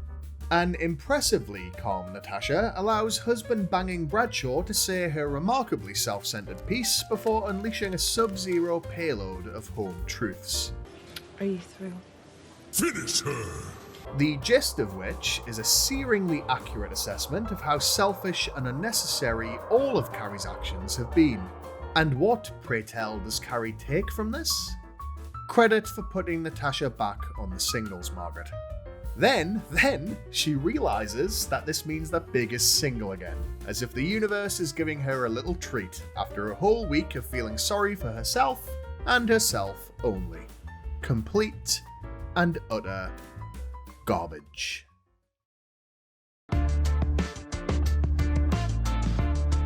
After Carrie's run-in with NYC's criminal element, Miranda comes to her rescue with a pair of ugly heels that make the former look like a rugrat who just got into their parents' closet. The latter is too distracted to notice, however, her attention having been drawn by Detective Stevens, the deeply unlucky sod sent to take statements about the underwhelming and, let's be honest, well-deserved crime. Stevens and Miranda are immediately taken with each other, the hapless gumshoe little suspecting that he's flirting with the big break in about 90% of his precinct's missing person cases. He wastes no time in inviting her out on a date the very next night, and is so keen to begin his own Clarice Starling-style origin story that he patiently waits 20 minutes while Miranda freaks out over her outfit. Having said that, he's lucky. Most men kept waiting that long in Miranda's living room are about to spend the short time they have left on Earth hanging upside down above her bathtub. The source of Miranda's anxiety turns out to be that she considers Stevens out of her league, to which Carrie responds, Maybe this is karma. You're finally getting what you deserve. Yes, Carrie. 20 to life. Despite the success of Date 1, Date 2 goes off the rails when Miranda notices everybody staring at Stevens. She convinces herself that they all must think it's some kind of late-in-life Make-A-Wish situation, and so loads herself up with martinis to take the edge off. That's how she comes to be throwing Stevens from wall to wall in her apartment, declaring, Well, I'm no Mina Suvari, but I'm great in bed. FYI, between this and the references to roses in Charlotte's story, your suspicions are correct. This episode aired about 7 months after American Beauty won big at the Oscars, a movie in which Mina Suvari's character was a 16-year-old virgin. So, let's hope Miranda's right on several counts. After only 6 drinks, she awakens the next morning in the cold light of day with the worst hangover of her life, which to me sounds like a life not lived. She discovers a note from Stevens directing her to the local Alcoholics Anonymous chapter, which means 2 things. Firstly, Stevens hasn't seen a lot of New York if he thinks half a dozen cocktails constitutes a problem. Secondly, now he'll never catch the Manhattan Mangler because the next time he's alone in a dark alley, he's going to get screamed sixth. Now I see something red.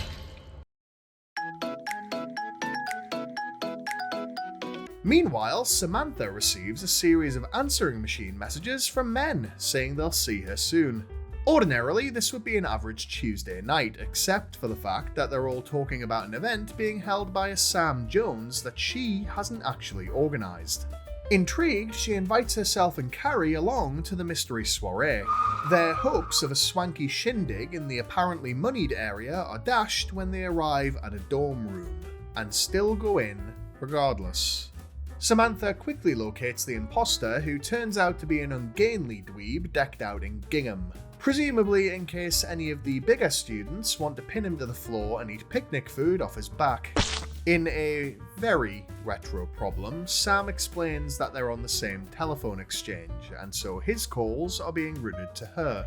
And if you're too young to remember that being a thing, well, f*** you. The younger, more testicled Sam wastes no time in announcing to the cougar before him that he's a virgin, which Samantha interprets as the universe telling her to be his first time Mrs. Robinson. A call she enthusiastically answers later that week when Sam turns up at her door with a rose and an attitude I'd describe as grabby. We're treated to a montage of Sam punching his V-card while Samantha walks him through it like a put-upon grad student doing tutoring for extra credit. The sequence is supposed to imply a lengthy lesson, but if that was genuinely his first go-around, then I'd assume what we're actually seeing is a supercut of roughly 30 seconds of footage. He caps off his speedrun through Jones Gorge with an unwelcome proclamation of love, later followed up by a series of increasingly unhinged messages, like the guy from Phone Booth if he was on the brink of a toe-curling orgasm the whole time. When these go unanswered, Sam shows up at Samantha's door screaming about his unrequited love for her. At this point, she apparently realizes that this is her retribution for sleeping with him in the first place. Considering that she at no point bothers to check his age, I'd say she's lucky to have gotten away with a karmic sentence rather than a custodial one.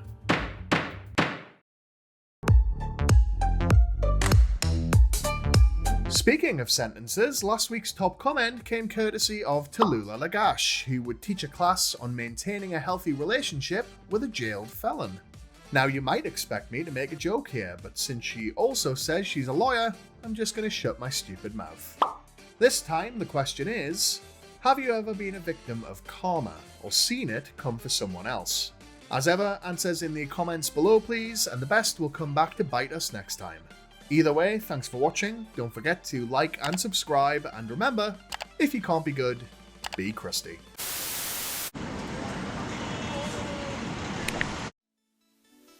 This week, Carrie and the ladies ask the question, is it me? Am I the drama? I don't think I'm the drama. I bet you can guess what their answers are. Because it's finale time here at Sex and the Shitty, bringing season 3 to a close with an unhealthy dose of navel-gazing, judgment, and vindictive sniping. And that's just me. Drop a like and subscribe, and we'll get down to business. Carrie's unexpectedly woken up by a cock this week. Which is to say that the animal hospital next door decides to house a bunch of noisy roosters on its roof. Her even-handed response is to go full proto-Karen and demand that these recently rescued inconveniences are given the Buffalo Bill treatment in the hospital's basement. She's distracted from this side hustle in animal abuse by she and Miranda running into Aiden and Steve on the street. They're bonding over a beer and a shared trauma that no therapy on earth could touch the sides of. And it gets exponentially worse when they're joined by their dates.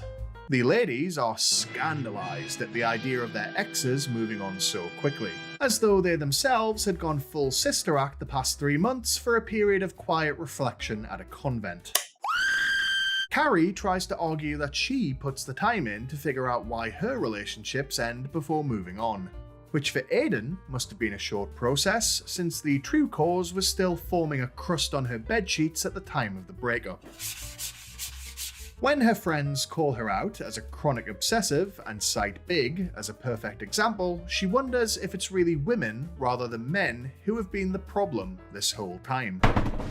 Instead of just, you know, her. Savor the moment, everyone, because this is the closest she ever comes to acknowledging that she's the common denominator in all of her romantic Hindenburgs. Due to the vampiric psychic link they share, Big is summoned by a mention of his name and calls the next morning.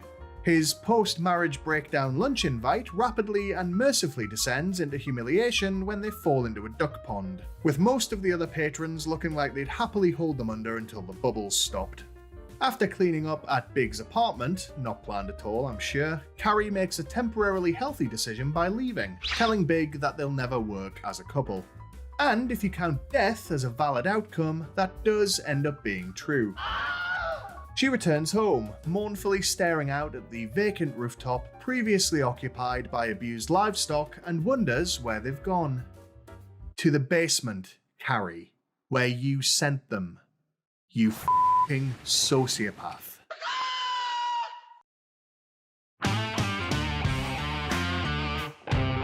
Like Carrie, Samantha also receives a rude awakening. And although you'd be right to suspect as much, hers isn't courtesy of a cock. Instead, she finds a downside to her fabulous new apartment that doesn't involve pervy neighbour Len. The downside in question involves a trio of transgender ladies of the night operating their business from right under her bedroom window. She whinges about this new early hours chorus to the other ladies, in a rant riddled enough with casual transphobia to demonstrate that occasionally, even Sam gets it wrong. Trendy by day and by night. The up my players. Chicks with boobs on top, balls down below. Too early for talk. She decides the best course of action is to confront them directly, successfully convincing them to move away and become somebody else's problem. The worst part of which is that Carrie takes another opportunity in voiceover to misgender the jobbing harlots. Samantha always knew how to get her way with men, even if they were half women. At this point, I'd be tempted to give her a certain contentious label, but that would require her to be any kind of actual feminist. When the shouty call girls return regardless and rob Sam of a climax in the process, a crime usually punishable by disembowelment, things escalate fairly quickly to water and egg throwing. And by NYC standards, I'd say that Samantha got off fairly lightly, not to wake up the next night with a John's head in her bed. Realising that making peace is better than having your face turned into an undercooked omelette, she throws a rooftop cookout to call a truce with her nighttime accountant neighbours. Unfortunately, this leads to us ending the season with Carrie impersonating the accents of said self-employed businesswomen. I need to see you spin first, sister. So our last scene involves a grim amount of cultural appropriation, and given the season that went before it, that seems fitting.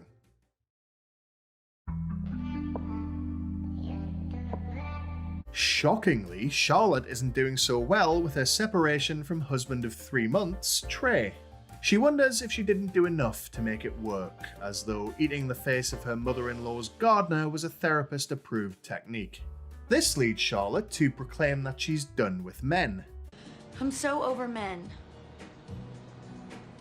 That sound you can hear is the lesbian community of New York packing an emergency bag, just in case Ms. York's next move is to announce an experimental phase. Turning to Eastern spiritualism for an answer, she reads a book by the Dalai Lama. We never discover what enlightenment she gleaned from it, but since we never see her stalking around a playground with her tongue out, we can assume that she skipped a few chapters. Her reading rainbow loses some of its shine when Trey arrives to reveal that his kink is being dumped, as he strolls in with a newfound ability to stand to full attention.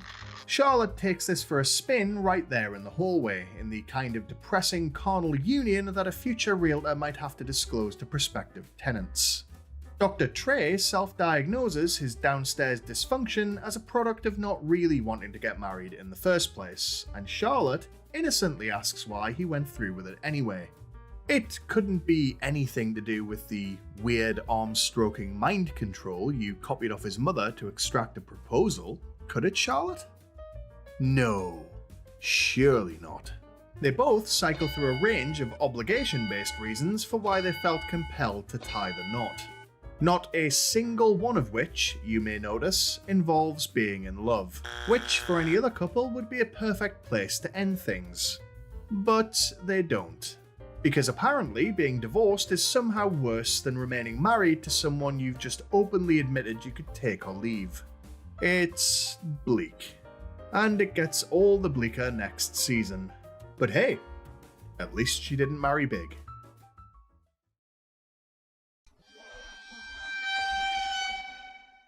Miranda's first world problem this week is that her Chinese takeout place knows and laughs at her usual order, since she apparently places it so often. Every night the same. Right. How terrible that a property-owning law firm partner can afford to eat out every night. How does she cope? Our flow show this week is an explosive blow-up between Miranda and Carrie when the former catches wind of the latter going for lunch with Big. Ms. Hobbes very correctly calls out how Big turns Carrie into a Pathetic, needy, insecure victim. but is countered by Miss Bradshaw, who helpfully points out that The first sign of any little weakness or flaw, and you just write people off. Miranda decides to displace her fury onto the giggling takeout lady. She storms down to the restaurant only to discover that, surprise surprise, the giggle isn't about her, but is just the trademark of an upbeat service worker. Of course, what isn't a surprise is Miranda mistaking general cheeriness for targeted malice, since her last genuine moment of happiness was probably followed by a diaper change and a bottle. Her trip isn't entirely wasted, however, because who should be dining there but Steve? Mr. Brady's obliviously merry reaction to a second sighting of the Manhattan Mangler in a week is very on brand. He's the kind of spouse you see on true crime documentaries, swearing blind from a leather armchair in a dark warehouse that he had no idea his curtains were made from a vagrant's backskin. His wildly disingenuous reassurance that Miranda isn't so judgmental after all leads to a reconciliation via telephone with Carrie. They reassure each other that none of their respective slurs on the other's character was true, even though they were, and will continue to be for the rest of the series. And we even get to revisit it in season 1 of And Just Like That, with the roles reversed. Because if you can't come up with any fresh storylines, just repeat one from 20 years ago and do a lazy switcheroo. Prestige television, everybody. What a world.